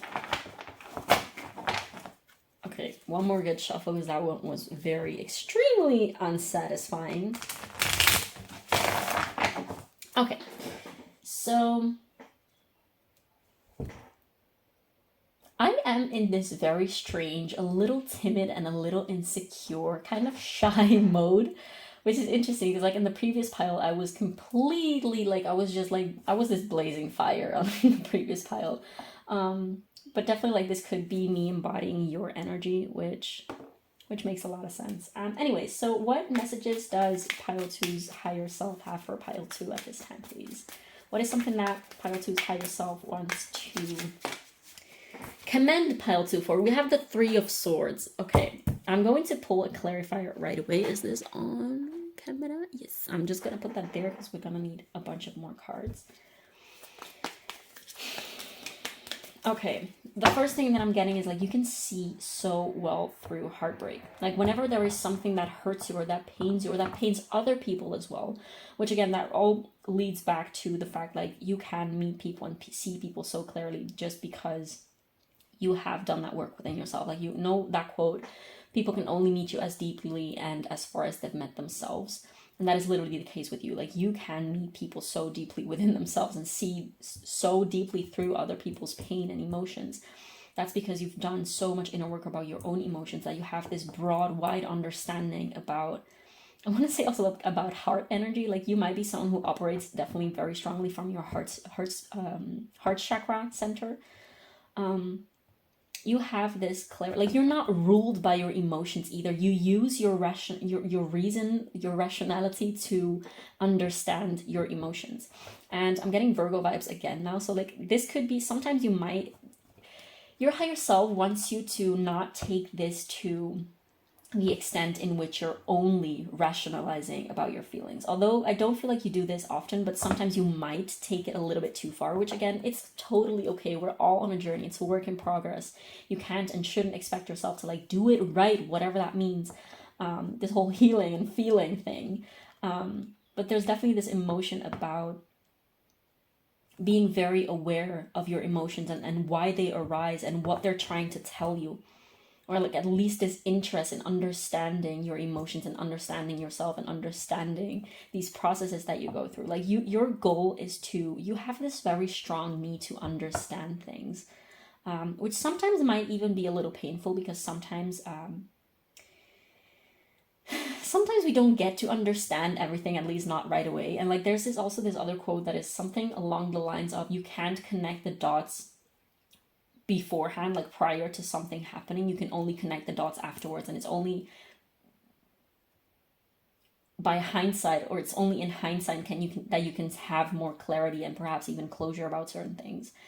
So don't fuss yourself too much. Don't make yourself go crazy. Just go through the motions as you know how to do, because you go through the motions so freaking beautifully, pile 2. It's insane. Like the level of awareness and compassion that you hold for yourself, and the level of space that you hold for yourself. Well, I want to say, while nobody else has done that with you, is absolutely so freaking powerful and so freaking healing. But let's see, let's get a clarifier for this card. What is a message that pile 2's higher self has for pile 2 about this 3 of Swords? We have the 2 of Swords in reverse. Yeah, this is a lot about like heart and brain, like harmonizing heart and brain energy. The 2 of Swords in like upright is always usually about kind of being blinded to your emotions and kind of choosing your brain, like choosing the brain over the heart, and kind of knowing what your inner truth is, like what your soul's and what your heart's truth is, but kind of being too scared to go there because of ego. kind of being scared to go there because of potentially losing control, because of course you're not in control of your emotions, but you can kind of, or like at least the brain and the like rationality gives you some type of degree of illusion of having control over things. But you have seen that process, like you have witnessed. You might definitely be like also a water sign that has to deal a lot with like air signs. The typical scenario of like air sign water sign dynamic. But you're very much dedicated to not let your brain win, I want to say, and not bury your heart. You're very much determined to also show people that it's safe to trust their own heart. You're very determined to show people that they can trust you with their heart. I'm hearing like a lyric of a song by fuck, what is it, like Novo Amor. I don't know how they pronounce it themselves. I feel like they're American or English or something like that. The song is called State Lines, I believe. Not entirely sure, but the lyric, the quote is, "Your love is safe with me." Like, you are someone who cares so deeply and who has this, again, this clarity and this awareness, and you really want to inspire people to do the same. And it's not even that you actively are like, oh my god, I have to teach you something. It's just that you want people to be free from their mind and from their thoughts, because you have done that for yourself. Like, you have been, possibly in the past, you have been like a prisoner of your own mind, and you have been entangled by the grip of your thoughts yourself, and you have overcome that because you had this like kind of like spiritual slash like heart type of awakening, this emotional awakening, these emotional breakthroughs, and you've seen the power of the heart and the power of your emotions, like even the negative ones. You know that even negative experiences are not negative in themselves, and that's kind of like your goal, your mission here. That's what you want to achieve with other people. Like, you can see how much pain people are in when they listen to their brain exclusively, like in despite of what their heart is saying, because you can see how much, like, the heart is the gateway to the soul, and you can only like what is your soul? It's just like your true most aligned self, essentially. It's the truth of who you are, which, spoiler alert, that's love. It's always love. The answer is always love. And you just want to keep circling back to love. You know that that's kind of like the goal of what you're here to do, circling back to love. And that you do that through your heart. The heart is the portal to the 5D. Like, the heart is the portal to your soul. And your brain can be basically like a very strong obstacle to that, and you can see how much people are stuck in their brains and kind of disconnected from their heart, and that's what you want to achieve. You want to show people, not even actively, but that's just what you do by virtue of being yourself and by all of the work that you've done on yourself in the past. I'm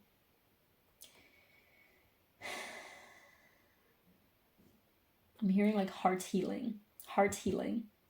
That's probably something, indeed, like for sure, something that you have done a lot and that you inspire others to do. And sometimes it might be a little triggering to other people, that which, like, if you have been noticing that some people like might have avoided you a little, like even after they've told you so much that they appreciate you and how great you are and how healing you feel and how safe and comfortable you feel, and then they just like disappeared and ghosted on you. That's just because you've triggered something within people that they might not be ready at a specific point in time to like face.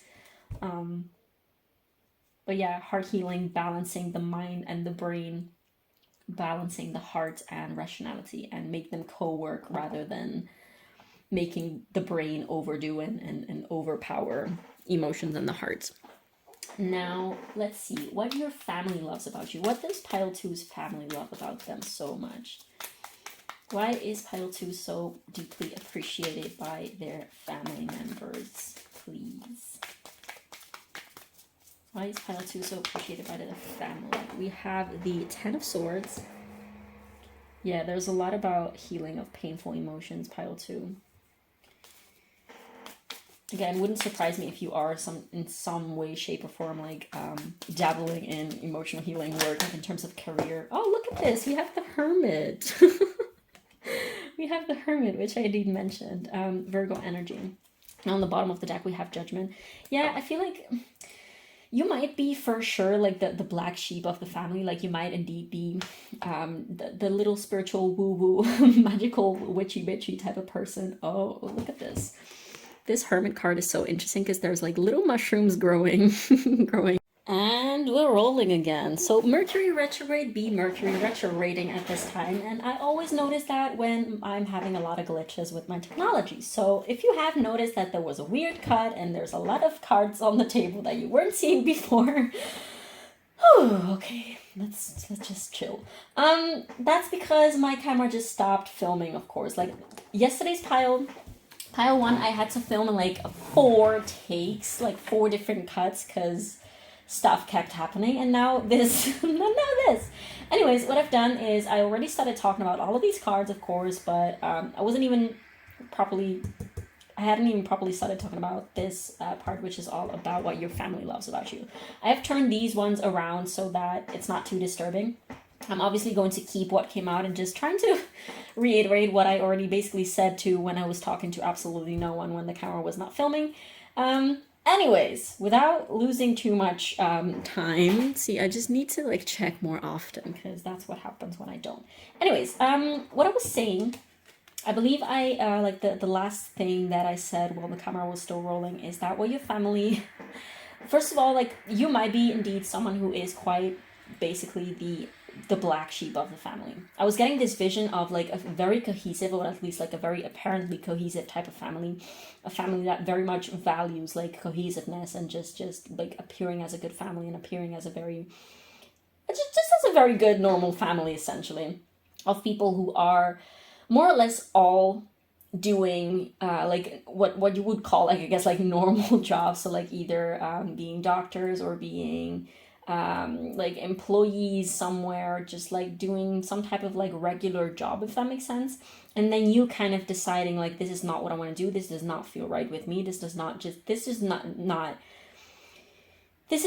reflective of who I am, and it's not reflective of the values that I hold, of the direction that I want to go in life, so I'm just not going to do this. Like, no matter how much resistance I feel from my family when I say that I want to do something else, or like when I'm myself, and like when I talk about, you know, the alternative things that I want to do, essentially. No matter how much resistance I get, I'm just going to step out.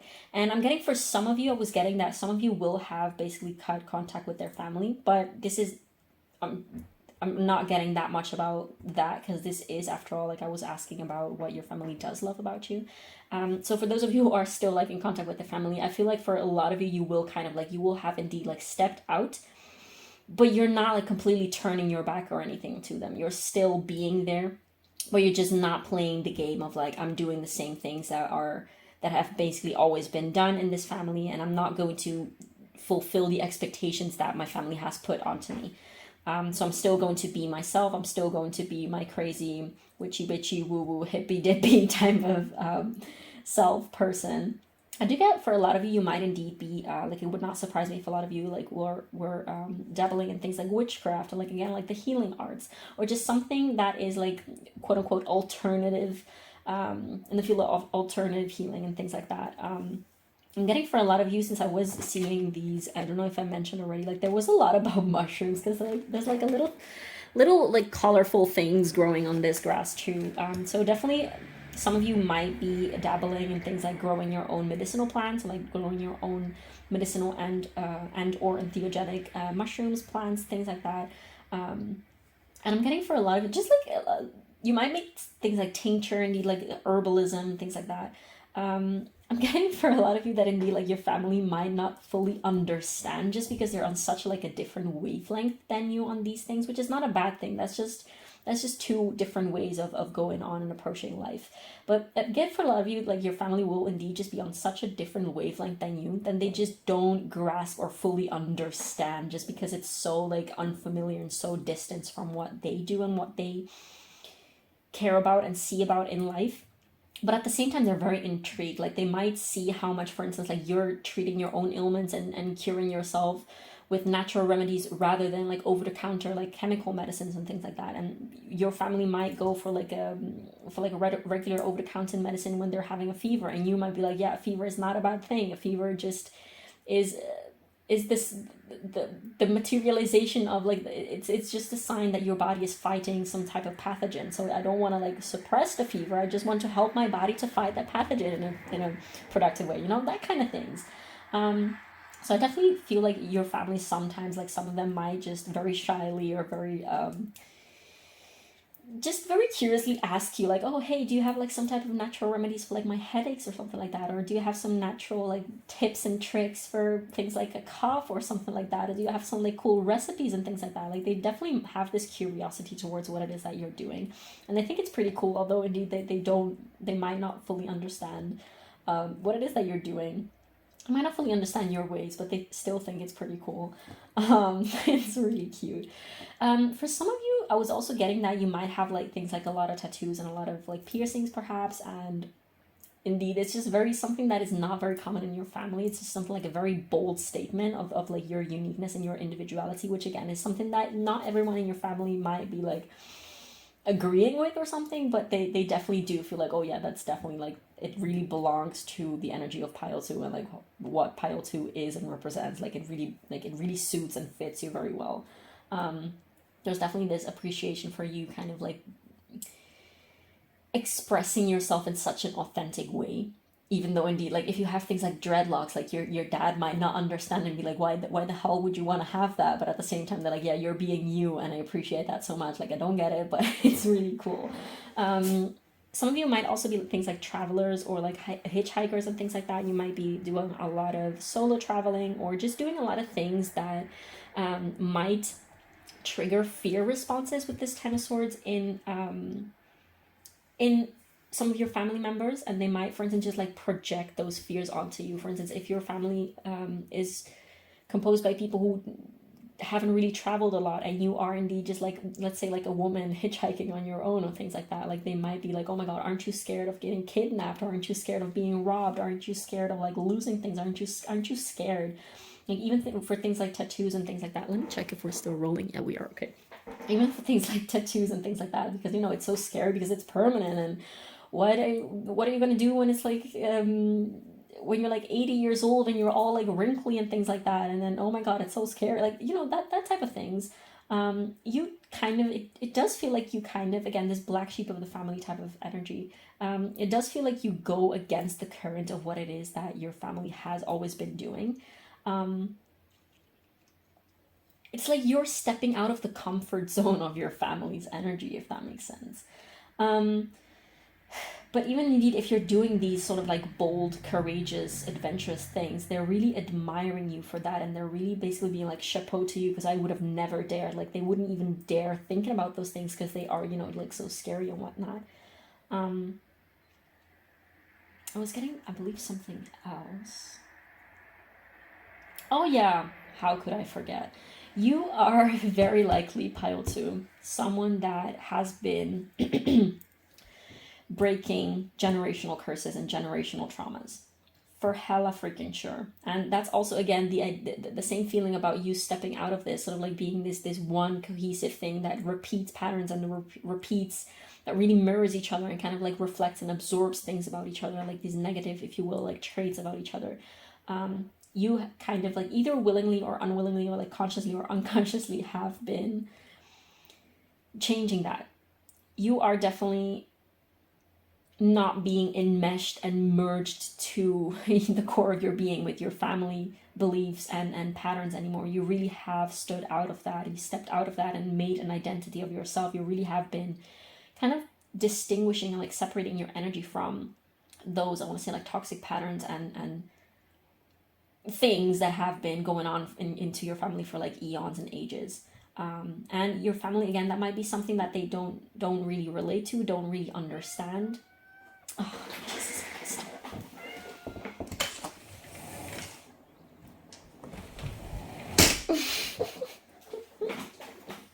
Sure, what is and one more interruption? It's okay, we can deal with it. There is overall this feeling of it's so intriguing, so interesting what pile 2 is doing, and I kind of want a little bit of that, but I'm not fully trusting it just because of their own preconceptions. But at the same time, they do see how, for some of you, you might also look very differently than the rest of your family for some reason. This is not going to resonate with everyone, but it's just like you're the little alien of the family, which, you probably are, but there's definitely this recognition of you're doing something that is working. Like, they don't fully understand or grasp it, but they do see that there is some type of success that you're having, and that's what they think is so cool and so badass and so respectable about you. Um, I think that's it. You definitely also might be someone who walks a lot barefoot, and your family, you might have fixed some type of physical, like mechanical ailment that was seemingly impossible to heal. Also, perhaps something that was chronic and indeed like hereditary or like very common in your family, and you might have healed or at least like partially healed that thing, proving everyone wrong essentially. Um, and you might also be very much aware of the metaphysical reality of ailments too. But okay, now what we had next was what your friends and potentially specifically your best friend love, like your close friends love about you so much. And the first card that came out was the Five of Wands, which was very interesting to see because that's also literally the card that came out in the same position in the previous pile. Now we had the Queen of Swords, and I asked for another clarifier because I felt that was not the entire picture. And we had the Eight of Swords, which is so interesting because these to me, like with this entanglement of hair, like it has a very similar vibe to me.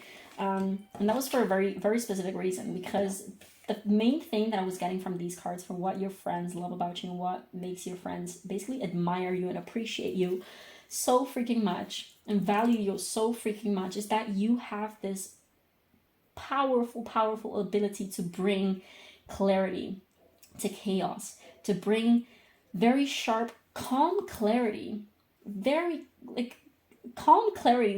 That's the expression that keeps coming up. Like, you have the ability to bring so much clarity to whatever like inner conflict and like anxiety patterns and things like that, whenever someone, like a friend of yours, is experiencing a lot of inner turmoil and a lot of like mental battles within themselves and a lot of inner chaos, I want to say, you come into the picture and you help them in a very bottom up type of approach. So it's not like that you're explaining to them what they're going through and you're like telling them, like, this and this and this is what is happening and you have to do this and this and this and that.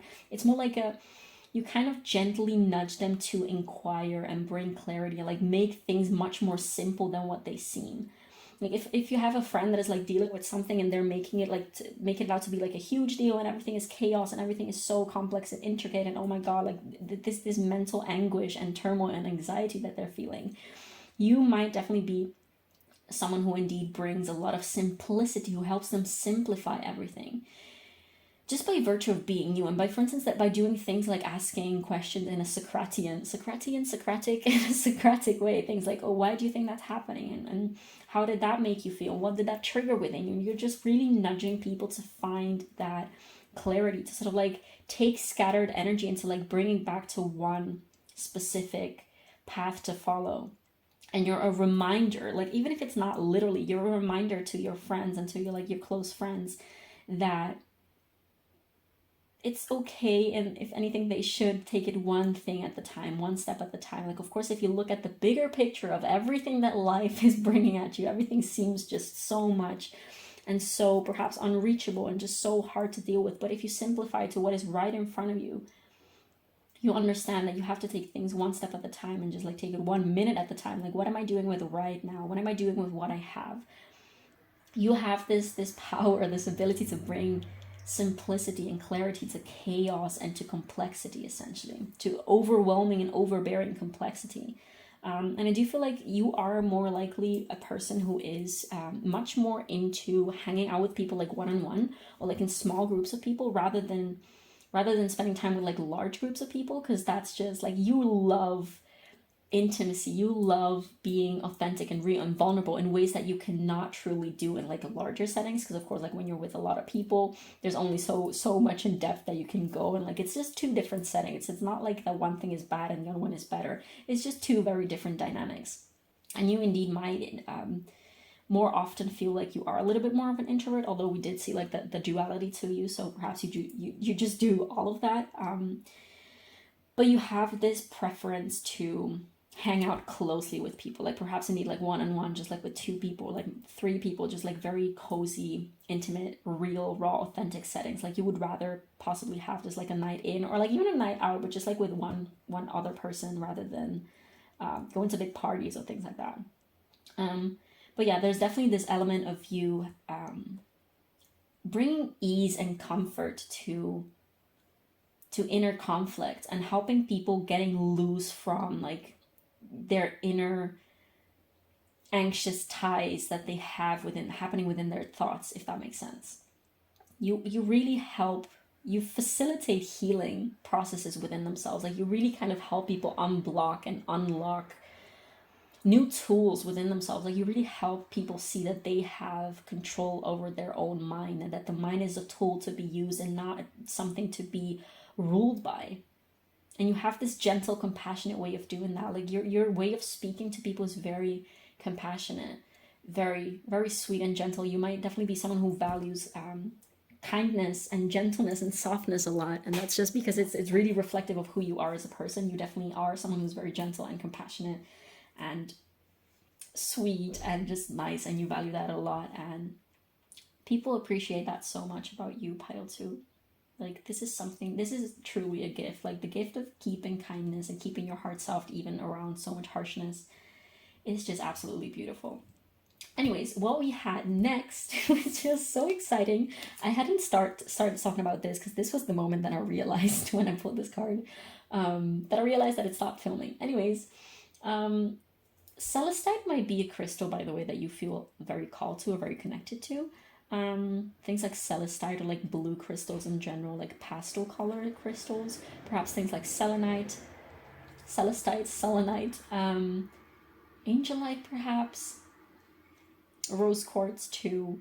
Just that's the kind of vibe that you have to me. But anyways, question number 4 was, what do your significant others or significant other appreciate about you? And again, this doesn't have to be if you don't have a significant other right now, that's completely fine. It can still resonate for like either past significant others, if you've had those, or for future significant others, or this could literally be just got this insight of someone that has a crush on you and you don't necessarily see them as that. But yeah, just this could still apply to anyone in any type of different way, shape, or form. Also for those who don't have like currently a relationship, romantic relationship, of course. But what do your significant others appreciate about you, and what makes you so freaking awesome to them in that context? And we had the King of Cups. The King of Cups is all about compassion and sweetness and this masculine, gentle, patient energy that doesn't let themselves be, that doesn't let their boat be rocked by tumultuous seas. Like you really have this capacity to embrace people within their emotional states. That's again because that's something that you learn to do with yourself. This King of Cups is like the you have this like emotional authority, if that makes sense. Like you have a very, very deep emotional intelligence, Pile 2. Like that's insane. You have this deep inner profound wise grasping of emotions and the role that they play, and how they affect people, and where they come from. And you have this beautiful way of navigating emotions, and you have this beautiful way of making people feel safe in their emotions in your presence. There's this sense of safety and of beauty and of gentle kindness and of you could have a water Mars, so like Pisces, Cancer, or Scorpio. I mean, I wouldn't necessarily say Scorpio, because Scorpio Mars is a very, very different type of watery. My cat is meowing. Sorry about that if you can hear that. Doesn't have to be necessarily, but again, it wouldn't surprise me if you had some type of like if your sun was in a house, in a water house, like in the 4th house or in the 11th house or the 12th house, sorry, or the 8th house could be. Or perhaps you might be like a water sign in the 8th house. It's like either like a Pisces 8th house sun, or like a Cancer 8th house sun, or like a Scorpio 8th house, which is like its own house. But yeah, let me pull a clarifier, because that's what I did for the last ones. What else do Pile 2s? Oh, look at this. Of course, we have the 2 of Cups. There's this again, like, it goes back to this: I remain in balance with my emotions and I speak positively of others. Like, there's this beautiful balancing between you and me, you and I. The Two of Cups, I believe it should be Cancer Venus energy. I'm not entirely sure. Or Pisces Venus. There's a lot of water anyways. Your significant other or significant others, whenever you are involved with people in a romantic type of setting, like an intimate setting, they just love it so much how much on the same level you can get with them. You meet people where they're at, and I've said this already, but this just keeps coming back with this King of Cups and the Two of Cups. Like, look at this, is insane. You are such a sweet, beautiful lover, pile 2. And if you don't have a relationship right now, like, it's okay. And if it's something that you desire, I do feel like it will come when the time is right, because you do have this very special, deep, unique type of love to offer. And I'm getting, for a lot of you, perhaps you, well, of course it will differ for everyone, but I feel called to mention that indeed, for those of you who are not currently in a relationship and you have kind of like lost hope because you seem to be the one who's always taking care of others, you might have Cancer Venus as well. Don't lose hope. Like, also don't force it too much. Like, don't lose hope, because there is so much beauty. Like, karma is real, and you're putting out so much beautiful, loving energy out into the world that it cannot help but circle back to you. Like, what you seek is seeking you. And that's just something, like a quote that I was being guided to mention. What you seek is seeking you, pile 2, and it's coming. Like, if you don't have it yet, it's coming. Trust that and keep loving yourself. Keep loving the living heck out of yourself and out of the people around you, because it's you're attracting exactly the energy that you are embodying. So don't lose hope on that. Don't fuss it too much. Don't worry about that, because it's coming. Let me see if I have anything else. This is just so straightforward, pile 2. I don't think there's anything else to... Oh, there's a lot about lotuses. Like, there's these white lotuses. White is all... Like, the white lotus is all about purity. We also have these white lotuses here. Lotus flowers are... First of all, they're amazing. They're one of the most high vibrational plants, flowers out there. Also being called to mention Aquarius Venus, perhaps. Venus in the 12th house, Venus in the 8th house, perhaps. Venus in the 4th house. I don't know, like, it could be a lot of things.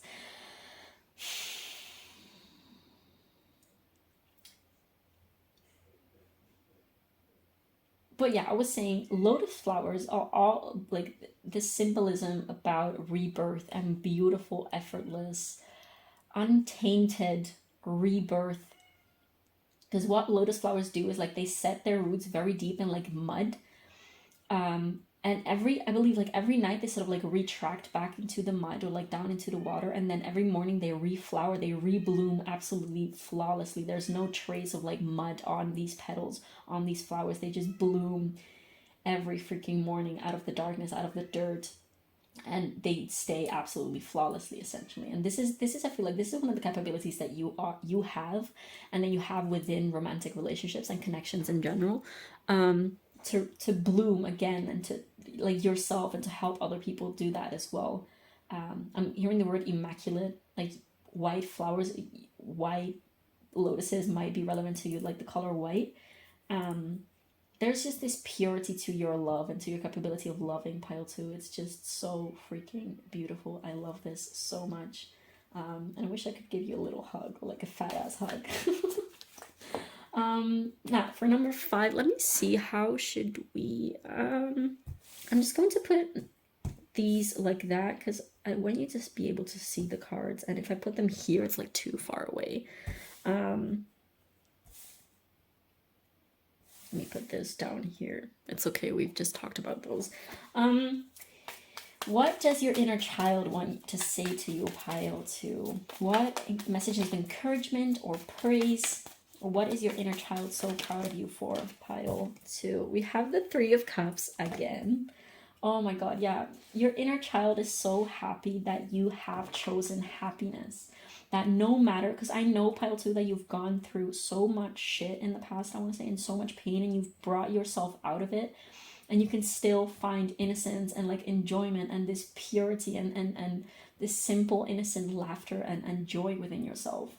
You have not forgotten about your inner child and that childlike joy and enjoyment and wondering for the world. I want to say, like, you can still find so much pleasure and enjoyment and joy and happiness from like looking at things like looking at wildflowers growing along the road, or like looking at a beautiful sunset, like listening to a beautiful song. Like you can still have so much fun also on your own, and you can still find so much beauty and joy with people in such an innocent, pure type of way.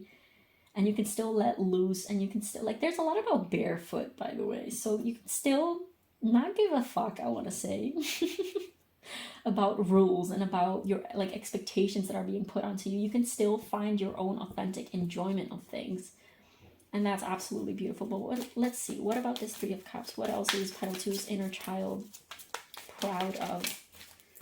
For pile two, the Prince of Cups, or the Knight of Cups. Yeah, it's about this and the Ace of Cups. You're so giving and so generous. Again, like people might have not been so much cups energy. I love this so much. Lots of swords and cups. Yeah, this balance between feelings and thinking and the brain and the heart. But you haven't stopped giving, and I feel like you have growing up. You might have been someone who didn't have a lot. I want to say who didn't have a lot of like who people have not always been very kind to. But you have not let this turn you cold. You have not let this, like, you've taken that pain of not receiving much from people and of not being seen, of not being received by people. You've taken that pain and that pain and that experience of loneliness, and you've turned it into healing.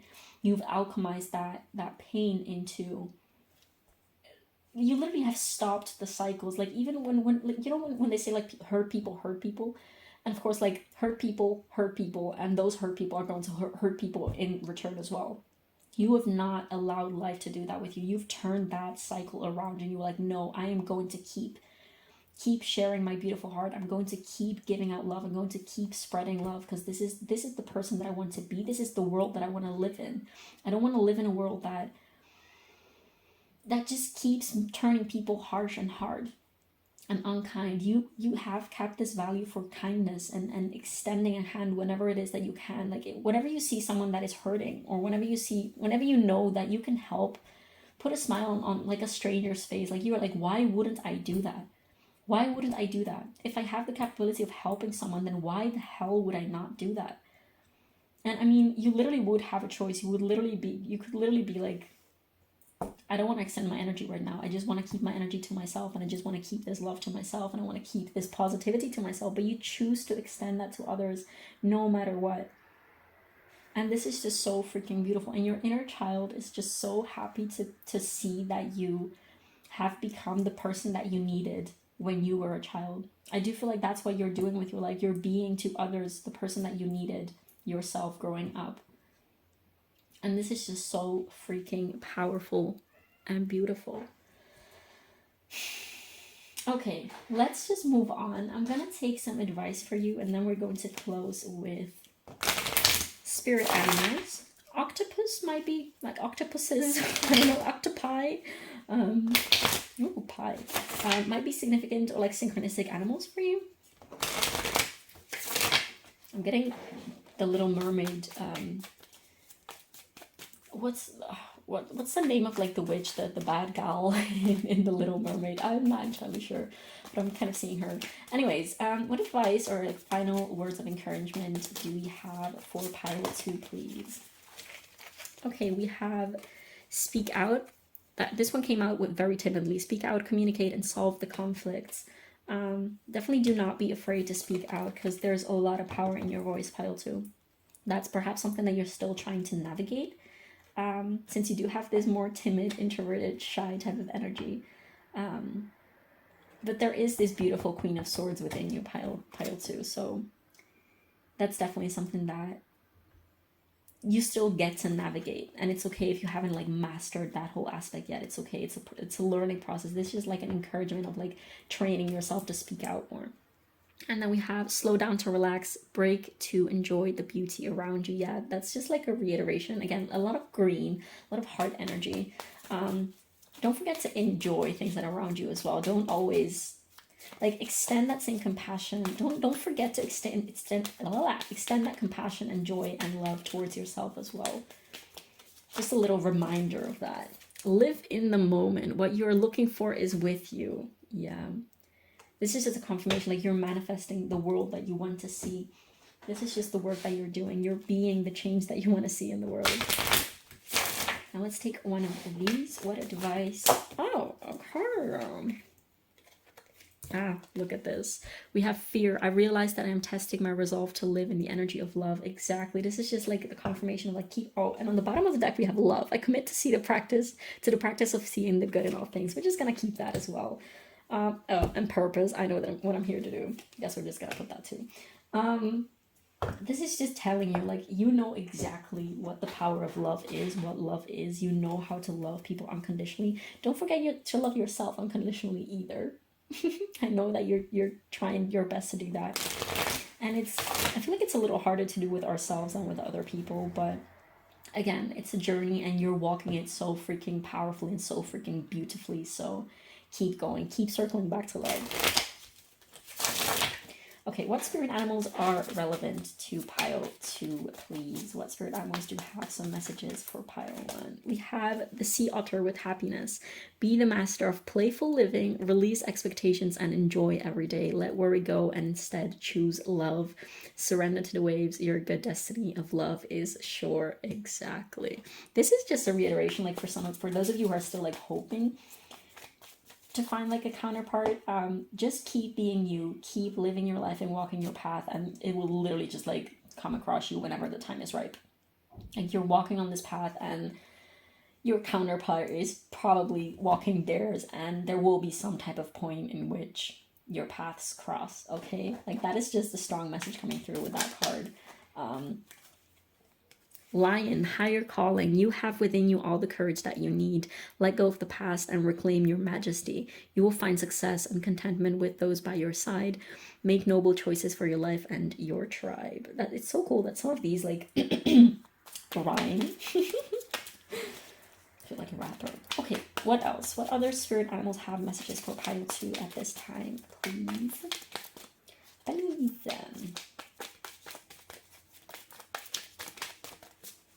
What other spirit animals want to come through to pile 2 today? These animals could be synchronistic for you, or they could be animals that you should be starting to pay attention to. What other spirit animals are? Okay, we have the dolphin with play. Yeah, there's a lot about playing and enjoying and just enjoying life. Enjoying the little things in life. Swimming the happy joy of living. Inhale confidence and exhale fear. Dive into your wisdom. Go with the flow. Okay, one more for pile 2, please. We have the coyote with revealer of truth. Don't take things too seriously. Again, this energy of play. Make time to play. Great wisdom comes from laughing at your own folly. Look out for the traps and tricks of life and learn from them. Exactly. Taking, like, that's definitely something that you have been doing already. Taking the lessons and the pain and just turning them into blessings, essentially, and turning them into growth. Pile 2, thank you so much for being me. Thank you. Okay, I guess that's thank you so much for being me, pile 2, I guess. Yes, I do resonate with this energy. Sometimes it happens that when you're reading cards, there are some messages for you. But yeah, if you have been resonating with these messages, pile 2, same. So thank you so much for letting me read your cards. I'm so honored to freaking be able to do this work. So thank you so much for watching this. And as per usual, I would love to hear down below in the comments how this resonated for you and what this meant to you. As it's just really good to me to, like, hear how my readings land, especially when they are this powerful and this beautiful. And as per usual, also feel free to leave a like and subscribe. That really helps your girl out here on YouTube with the algorithm. And thank you so much again for being here, and I will see you in the next one. Bye. At pile 3, if you chose this beautiful citrine or yellow quartz crystal right here, as well as the standard Waite Smith tarot, this is going to be your reading, and this is going to be all about what makes you so freaking awesome, pile 3, because you are freaking awesome, and I freaking love you. I appreciate you so much, and I just really want to take some little time, or like, not little time, just like take the time, however long we need, to just highlight what it is that makes you so freaking amazing, and why people appreciate you, and why people appreciate having you in in their lives, and what makes you so powerful, and essentially just like give spirit a blank slate, or like your guides or higher self to come through to you with messages about whatever it is that they're proud of you for, whatever it is that makes you so freaking powerful and bright. And yeah, we're just gonna give you a little uplifting, empowering little pep talk. So what we're going to do is we're going to look into these pre-shuffled oracles that I have here for you, essentially to describe a little bit of the general energy about whatever it is that makes you so awesome. And so you should be able to recognize your own energy in this first section of the reading. If not, feel free to choose another pile. And then afterwards, we are going to dive a little bit deeper into the tarot. Or with the tarot, and I'm going to do something that is a little bit different than what I usually do. So we're actually going to ask like a specific question and pull just like 1 or 2 cards for each question. I have a little cheat sheet on the side because knowing me, I will just forget, so I don't want to forget and just, keep things on track. So we will do that later. And dive a little bit more into the specifics, and then afterwards, at the end of this reading, we are going to take some advice / final uplifting, empowering, encouraging words for you, as well as my beloved spirit animals. I just love taking spirit animals at the end. Anyways, yeah, without further ado, let's see what we have here for you. First, we have the 9th house, Sagittarius energy. We also have number 11, or 2, if you will, with good things. We also have you hold the key to an awakened life, number 41, and set yourself free, 41 or 5 in numerology. We also have number 17 or 8 with consciousness. The frequency of consciousness supports our ability to focus our attention on all the multidimensional aspects that show up so that we can include them in our reality. We also have Anima Mundi with number, 78?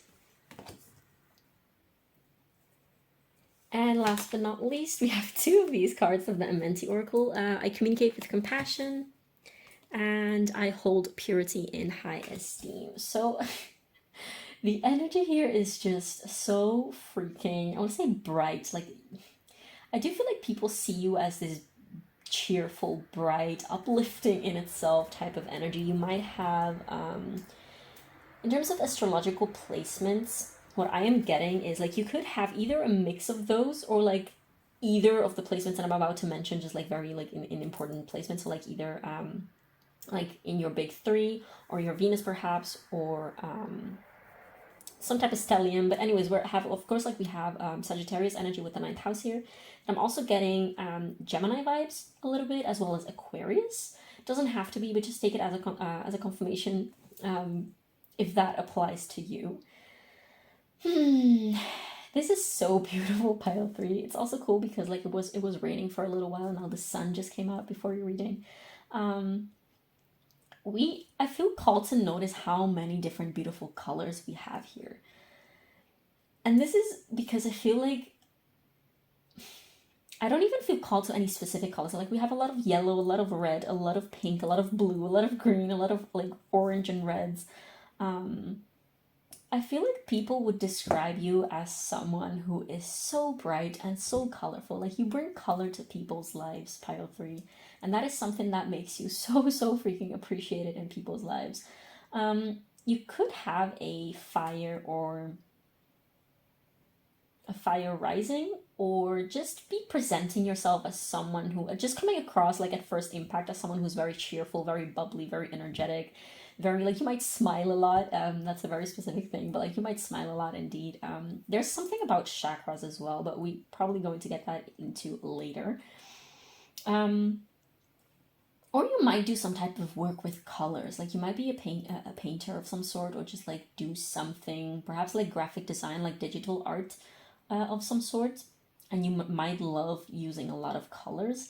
Or like dress in a very like very colorful way, dress in a very exuberant type of like expressive type of way. Like you might really love expressing yourself. You might also have like an Aquarius rising, perhaps Aquarius or Gemini rising. You might experiment with like hair colors and just like different colors and in like fashion and things like that. It's just, you're just so interesting to people. You're very interesting. You really light up the room wherever you go. Um, and there's this thing that like as soon as like either when you walk by or when you like enter a room, you really don't go unnoticed because of first of all like either like it could be both, but like either the energy that you have or just like the exterior, just like the energy that you ooze. You might be definitely people might just like address you as like a ball of sunshine or like a ray of sunshine because they're just so warming and illuminating.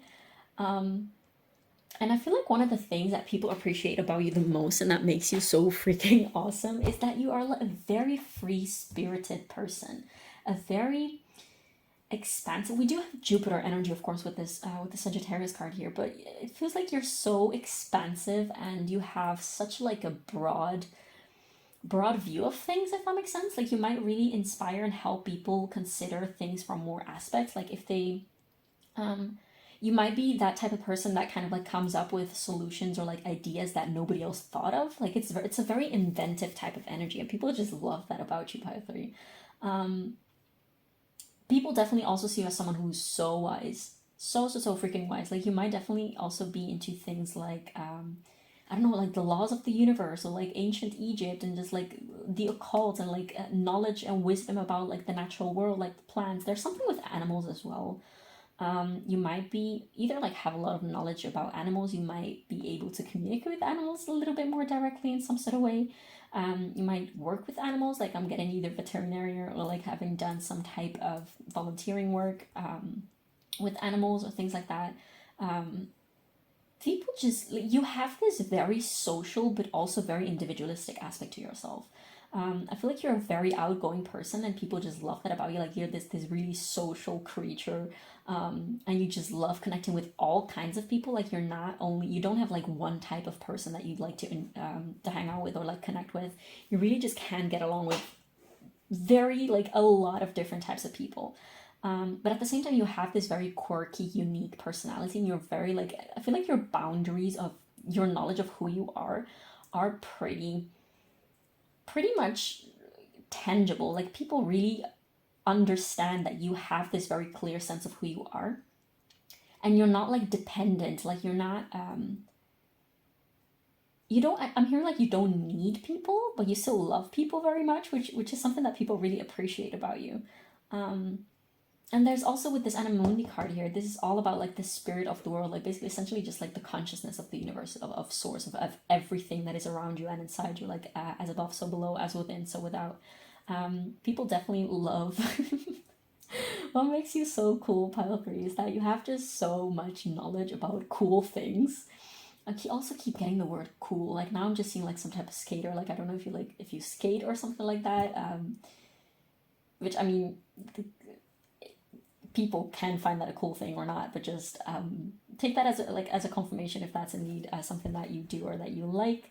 Um, you might just bring a lot of wisdom and a lot of like random knowledge, a lot of like interesting knowledge to people. Because I'm getting this vibe of like someone who's very smart, and with this I don't mean like book smart or like intelligence in terms of like um, not specifically like emotional awareness or like it's just some type of knowledge that you know a lot of things, a lot of very like practically useful things, a lot of like down to earth things, but at the same time a lot about like a lot of deep things, a lot of you might do some type of work with like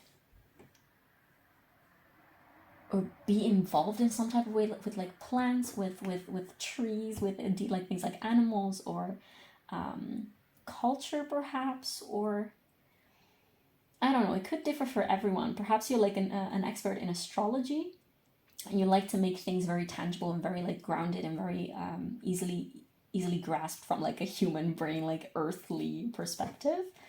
Um, for sure there's this multi-dimensionality and like multiple aspects to you that people find very interesting. Like you're not boring. There's never a boring or dull moment with you. You always have like a great idea. You're always up for an adventure. You're always up for doing something, and I'm hearing like life of the party.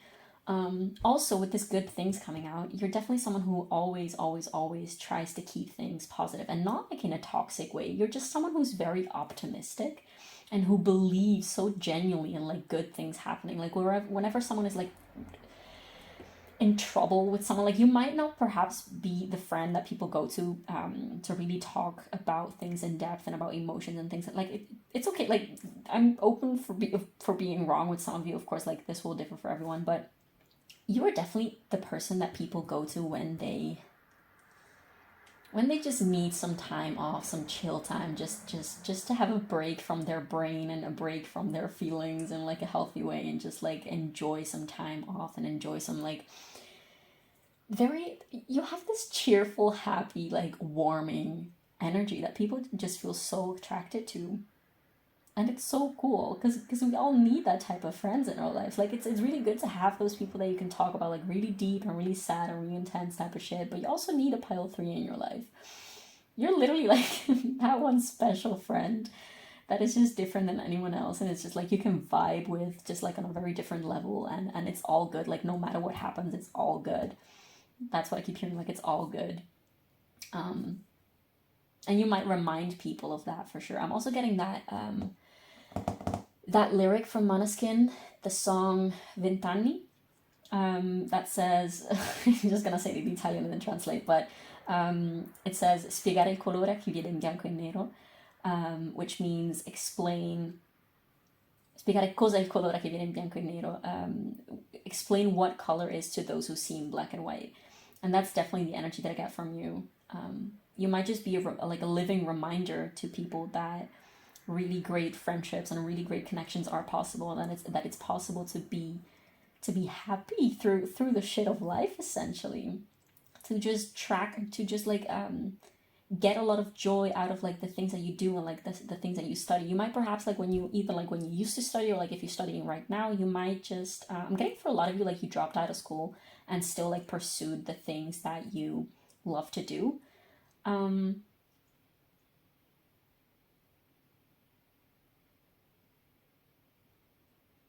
I was thinking about what kind of vibe that I get from this, like astrologically. Like I'm thinking ninth house, or like Sagittarius midheaven, Sagittarius North Node, perhaps Sagittarius. For some of you, Sagittarius Lilith, but I'm not entirely sure about that, honestly. Well, it could be, could literally be anything, but for a very few select of you, I'm getting that you like dropped out of school, like didn't pass school or something like that, and many people might have not had a lot of faith in you, perhaps like your family or your parents or something like that, but you still like showed up for the things that you were truly passionate about, and you're still like able to make something out of that, like without the traditional. Yeah, that's also another thing that I'm getting. Glad I got onto that track, because of course when you're channeling, like a lot of different things come through like all at once, and like you have to put them into words, like one word by one word. Still need to check if we're still rolling sometimes, because like it's Mercury retrograde, and like as I was filming the previous pile, like my camera just stopped filming, and I was talking for probably like 20 minutes, and after like before I realized, I was like, crap, I have to like repeat it. So I'm just going to check every now and then that we're still good, but we're still rolling. There's definitely this feel to you that other people, for how other people perceive you, and why people think that you're so freaking cool, is that you show people truly. Also getting Aquarius vibes, by the way. You truly show people how. Oh, I already mentioned Aquarius. Like that's when you know that I'm being genuine, because like I forget that I say something and that I repeat it. You show people that it's possible to do things in different ways, that it's possible to do things in like a more authentic way, that it's possible to do things like in a more easy way, in a much more efficient way. Now I'm getting also Virgo vibes, but no, I don't want to like mention half the zodiac. And that is just very refreshing. It's like you show people different shades of colors that they hadn't never seen before, never felt before.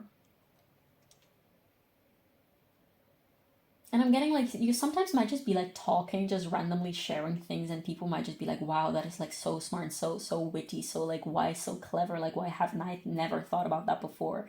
Well, you might just be like, what, why is that not like common sense? That's just like a normal thought that I think about every day. You definitely have this quirky, like unusual type of vibe to you, which is super cool. I think that's all I'm getting for you. Like, let me give me another few seconds to see if I'm getting anything else, and otherwise we're just going to move on to the tarot.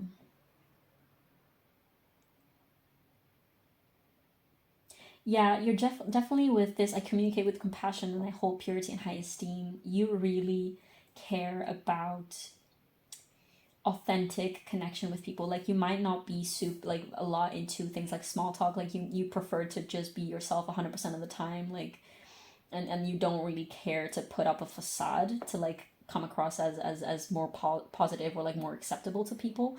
And I do feel like that comes very natural to you. Like, that's an inner child trait that never went away with you. You are also very like positively warming with warm energy, supportive person, to your friends and to those who you care about. And there's also definitely a lot of like spiritual wisdom to you, but I feel like a lot of people might not understand exactly. Like, you might have, do you have some type of like neurodivergent, you definitely might have some type of like neurodivergent type of thing to you. I'm not entirely sure how to say that correctly. My brain is a little blah right now. Or you might have like a very high IQ for some reason. There's definitely something that is very peculiar about your way of seeing the world, pile 3. Just something that is very unique and very special. Because I feel like you have this very high understanding of like the universe and life, and very highly spiritual things, but not everyone might grasp and might understand those things as you do. And like, even when you talk about them just very casually, people might just be like, yeah, I totally believe you, but also what the hell, like, I don't understand what this is. I'm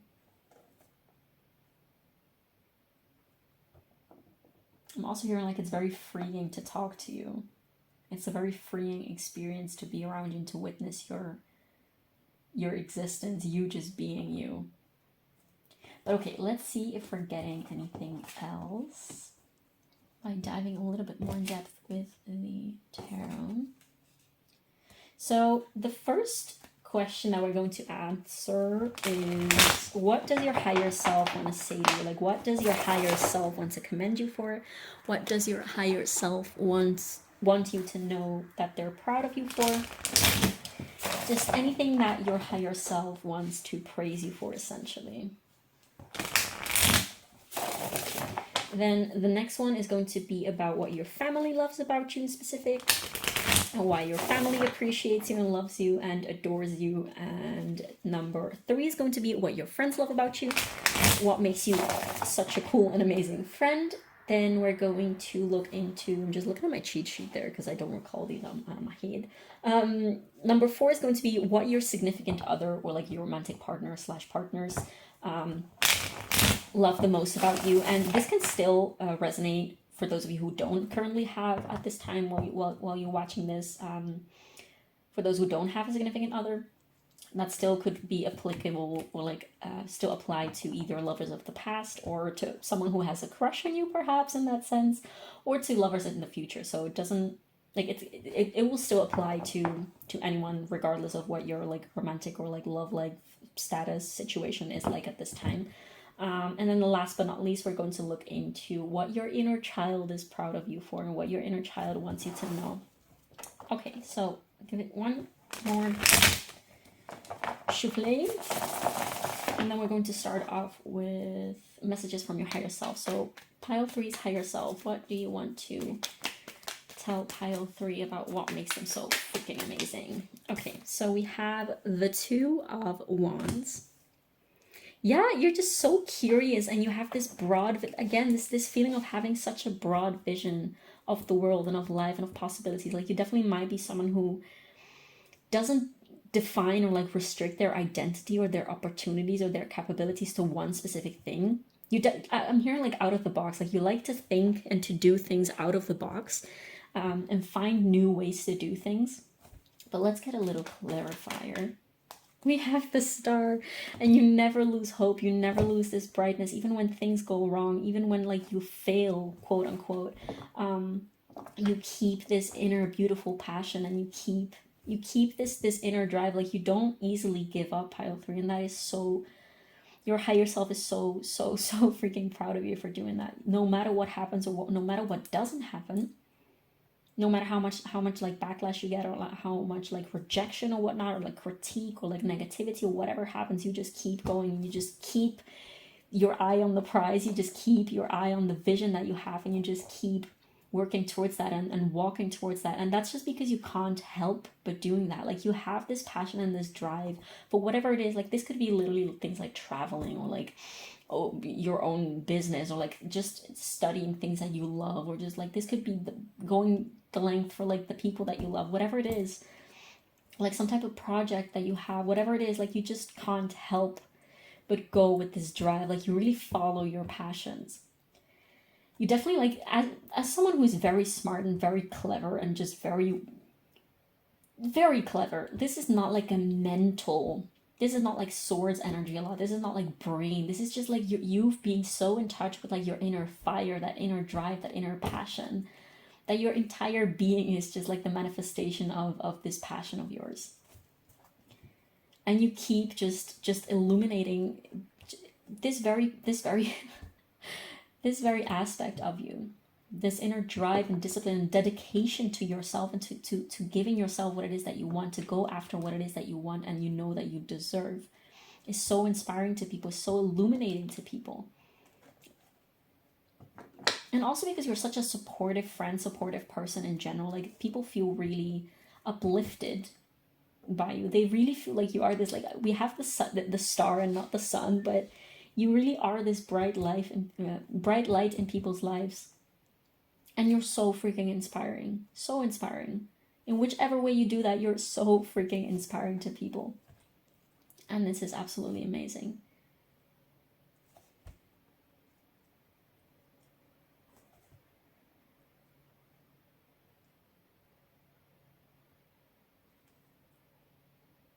I'm just thinking if I should mention anything else.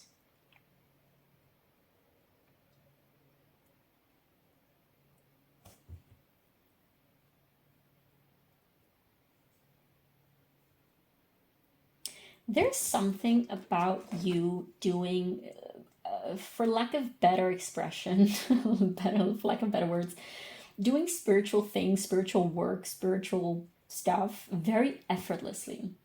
It's like, I'm getting this image of like, we do have like chakras in this card specifically.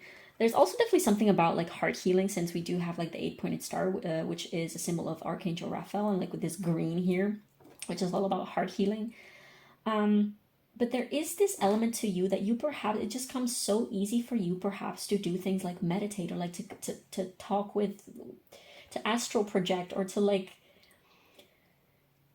to read people's energy, to see auras perhaps, to understand something about people. I don't know exactly what it is, because it might very well be different for everyone watching this.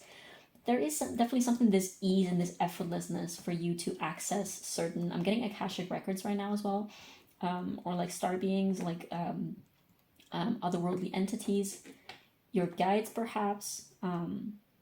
Perhaps you have like very vivid memories of like past lives in like very ancient times.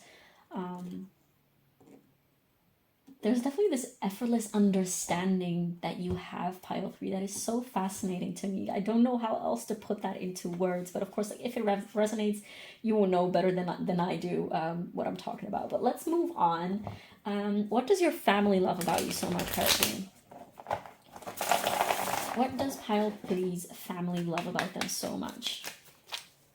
What does pile 3's family love about them?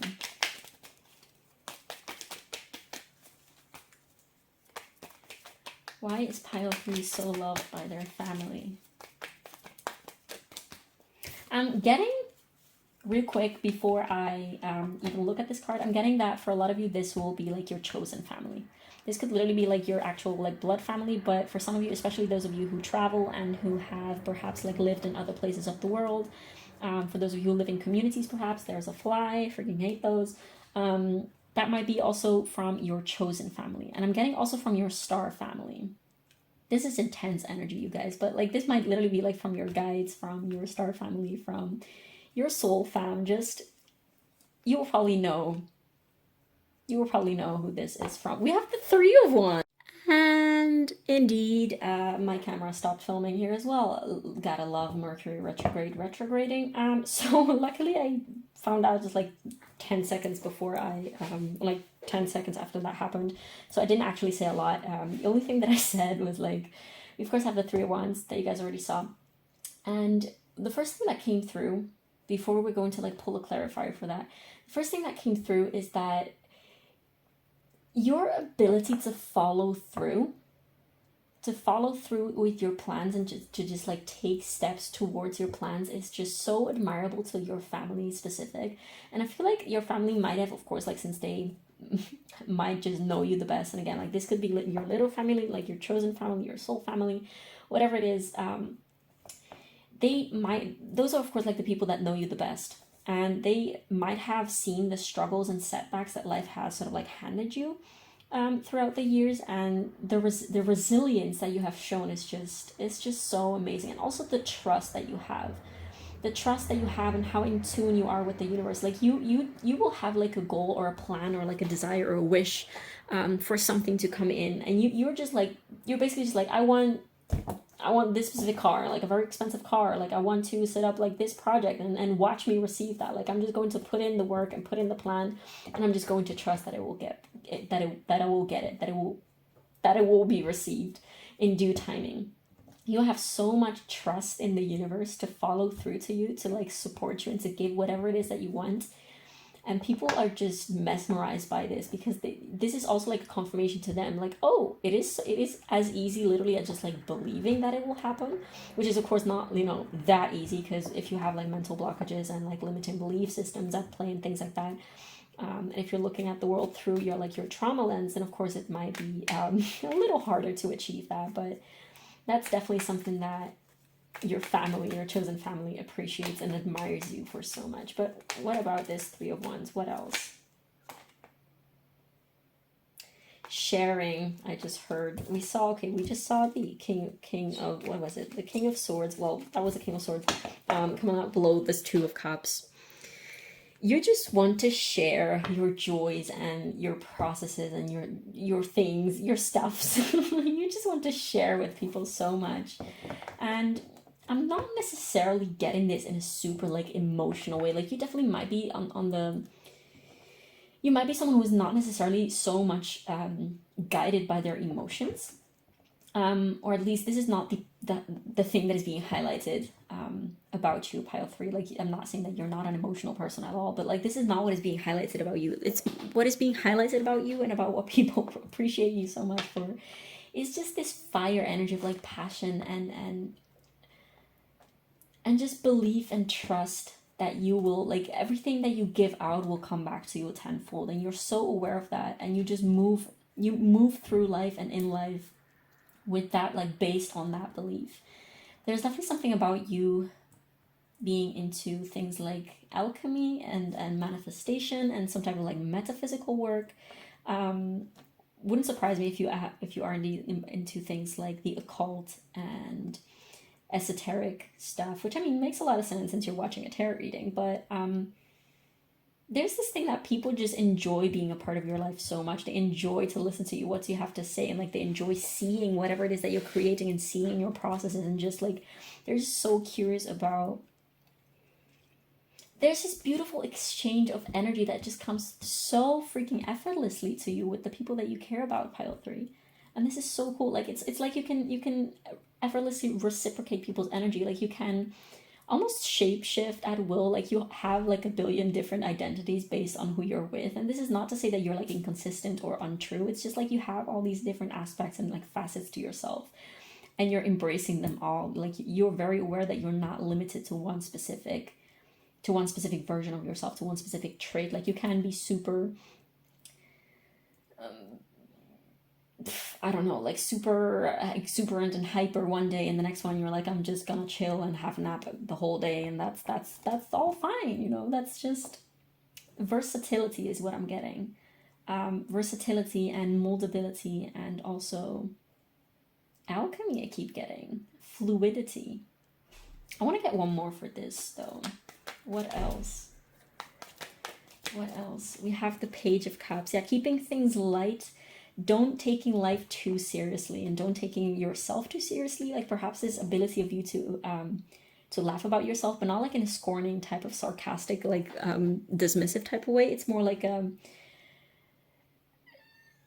comfortable way. Like you're not worried about coming across as a fool. Like you would rather just try things out and fail a billion times than stay still and be stagnant and not having experience. Like you really value experiences and doing things and going for it. Like you're not afraid of like having regrets, if that makes sense. Like you would rather do something and it going completely like shit rather than not doing it and having always the thought of like, what if, you know, that type of thing.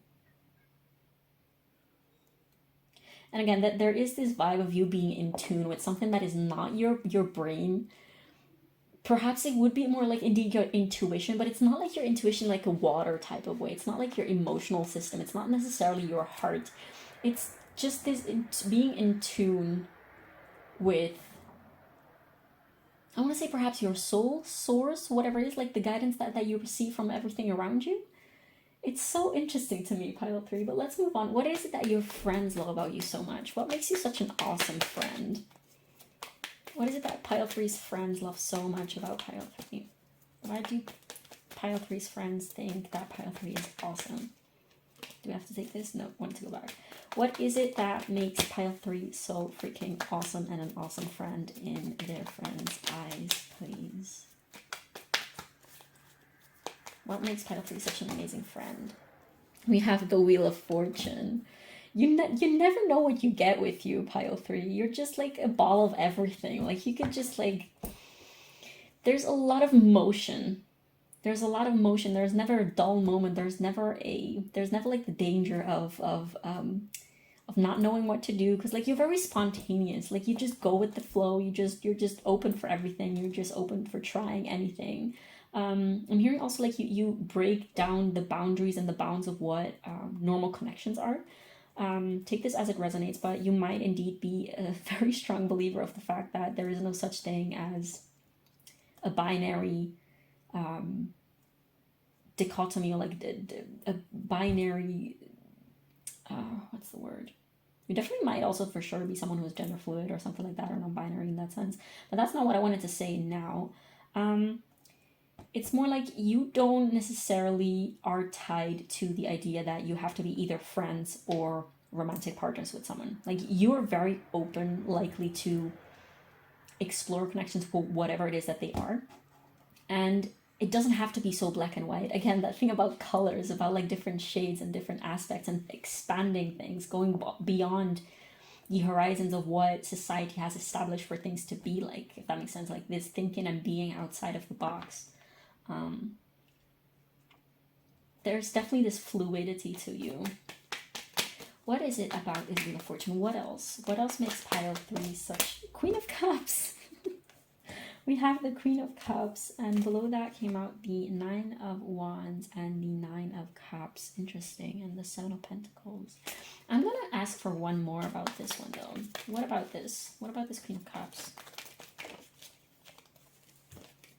The Sun. I feel like you keep this bright, light, joyous. There's no emotional heaviness. Like you have this ability to uplift people through their emotional experiences, through their difficulties, through their inner processes. Again, like we do have the Queen of Cups, but I'm not getting necessarily so strongly that you are like guided necessarily by your watery energy. You might not have a lot of water in your chart, for instance, but still there is this feeling of people really enjoying the effect that you have on their emotions. And this could literally be because you bring so much warmth and so much light and so much joy and so much childlike energy to them. Like you make things very uplifted, if that makes sense. Like whenever a friend is going through a hard time, you're just like this ball of sunshine. You're like, okay, let's go get ice cream. Like that will, you know, and not in like an evasive or like escapist type of way. It's just like you really care about joy and warmth and beauty, and you're like, let's bring some of that into the situation. You're just adding that. You're not like because how do I explain this? It's not in a toxic, indeed, like escapist type of way in which like you're not comfortable with like emotions and like things like crying and sadness and grief and hurt. It's not that you're trying to oh god, what is the word? Give me a second.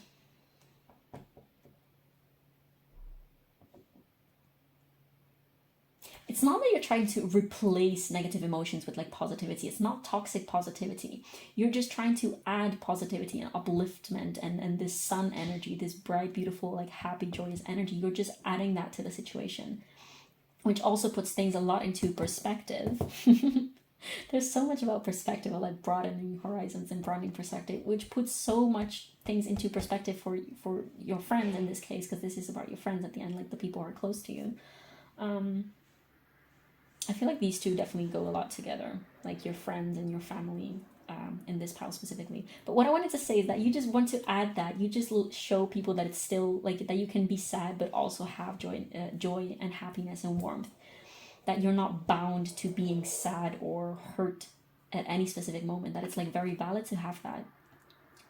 But it's still also like it's still like that sun energy still exists. Like no matter like if you feel like it's gray and raining and cloudy, you're the reminder that the sun is still always shining above that and that it will always come back out. Now let's move on. About your significant other. I'm gonna have to make some space again. Let me put this just like that. And this like that. And this like that.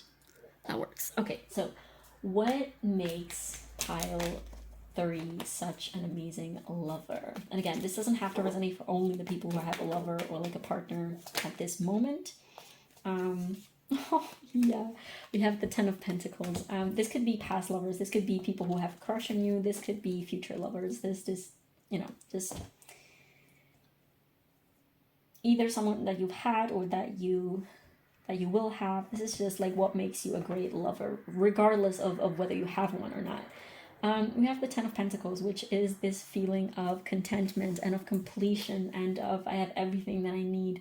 You likely are someone like also a very hard worker. I could see you doing some type of work, like manual work, but some work that you enjoy, and you bring that joy into your work as well as into your cozy family, like nucleus type of environment.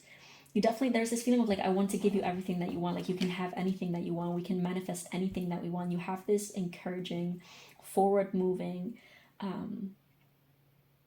bright visioned, manifesting type, like anything is possible type of energy.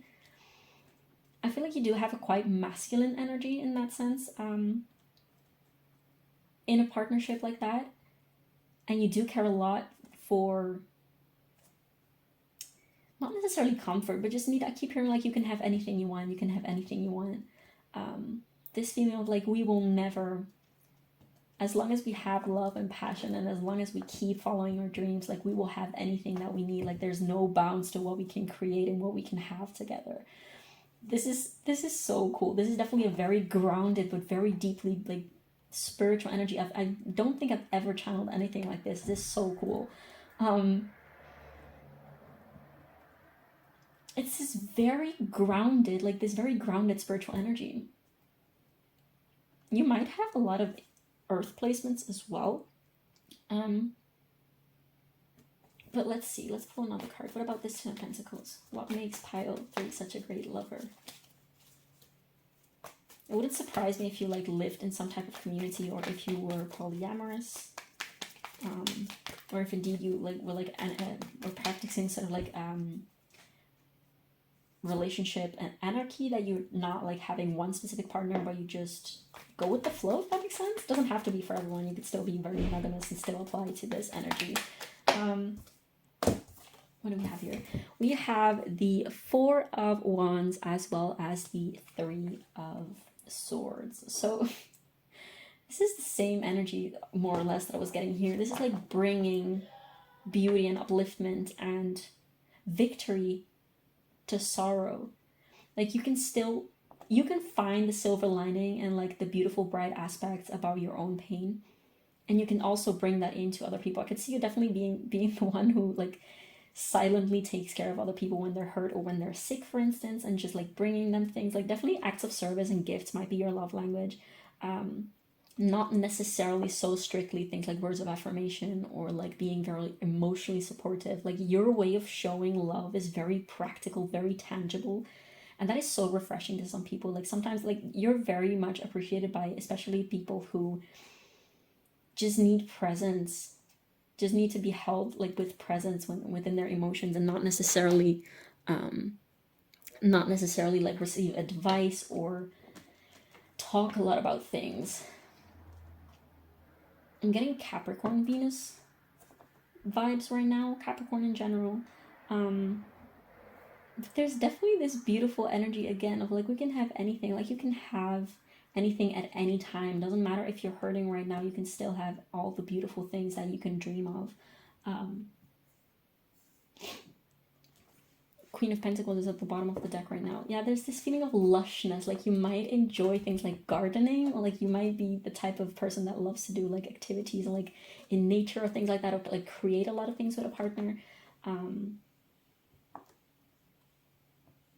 You definitely invest a lot of time and a lot of attention, like a lot of beautiful, joyous, warm attention and affection in your own specific, unique way. You maybe like to like surprise your partners, or like you may like to spoil your partners in some type of way, especially when they're not doing so great. Like you might just be very spontaneous in getting, I don't know, like getting a little gift to your partner when they're not feeling so great, or like surprising them with flowers or a little card, leaving notes behind or something like that.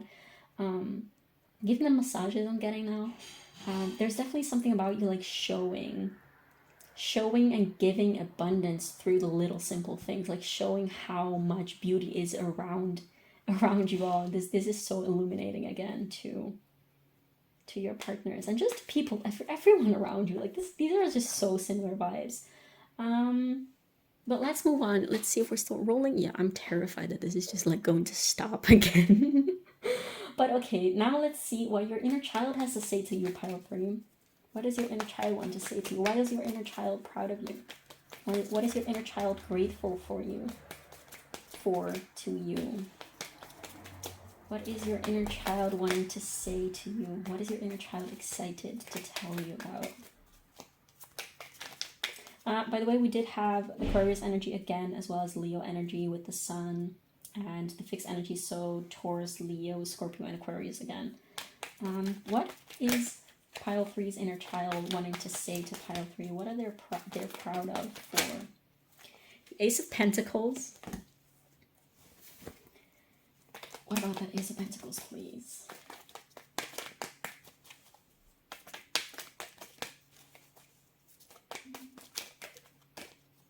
And Justice. I feel like you're definitely very much like a giver. But you don't really forget. It's not because it's very simple, like you're such a simple person, and this is not a bad thing. Like your reasons, and there was something about purity, like I hold purity in high esteem, and this is just something that is just very natural to you. Like your motives for doing things and for giving to people and for spending time with people are just so simple, like just so simple, and that is so refreshing to people. That is so pure and so genuine. You definitely do care a lot about genuinity and about authenticity. You do care about... I'm going to pull another card for this.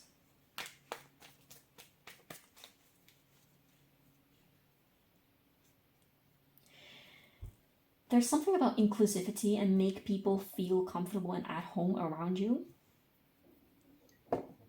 And for not tolerating injustice with this Justice card.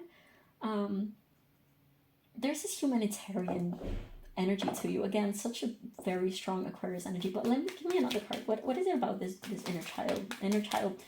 Pile 3's inner child that they want to say to pile 3 at this time. What are they proud of for what are they proud about for pile? Why can't I talk? Oh my god. Okay. Messages from pile 3's inner child.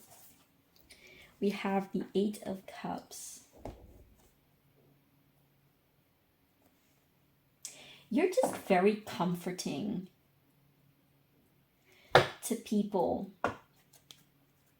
Whenever, indeed, I feel like I keep getting this vibe of whenever it is that people are struggling, whenever it is that people have to make decisions, you offer them a very concrete, simple, unified type of perspective.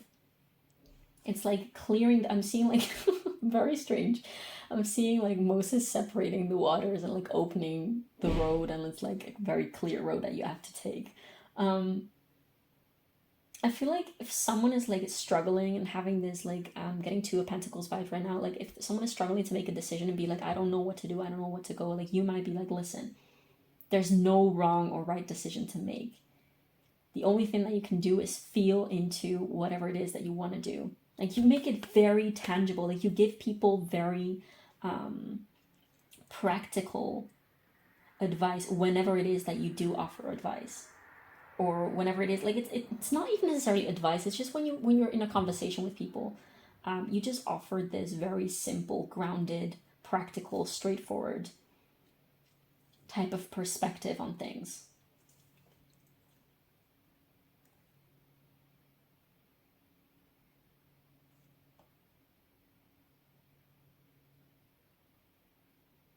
And you do remind people that, like, either by literally telling them or by just showing them or just by virtual being yourself, by just like acting as a I'm really struggling to come out of my words, you guys.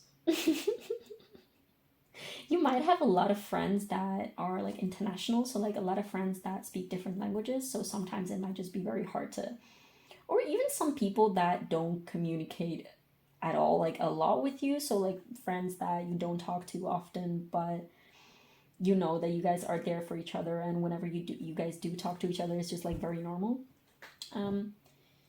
But you are sort of like a reminder to people that source is watching, that, you know, magic is real, that they have magic inside of themselves, and that they're just on this journey. On this journey. I'm getting like an image of someone just like rowing a boat on like a jungle river or something like that. And to not be afraid, because they're always so deeply held by the universe. And you also might give insight to people like about when it is good to make decisions in terms of like astrology, like this is a good moment for doing things, or like this is not a good moment for doing specific things. Just give people a lot of like wisdom and insight on that. And your inner child, because of course this was coming from your inner child, this is just something that your inner child is proud of you for.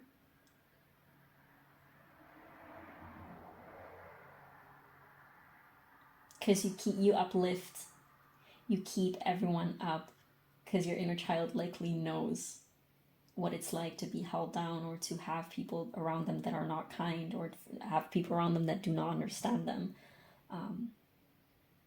And you're kind of reaching out to other people's inner children, essentially, and just getting on their level, and just having this effortless exchange, effortless contact, I want to say, with them.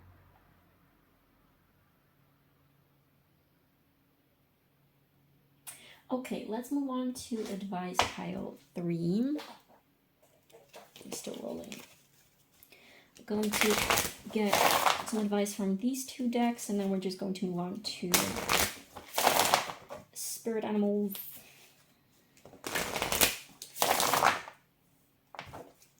Okay, what advice or like extra words of confirmation or affirmation or uplifting do we have for pile 3 at this time, please?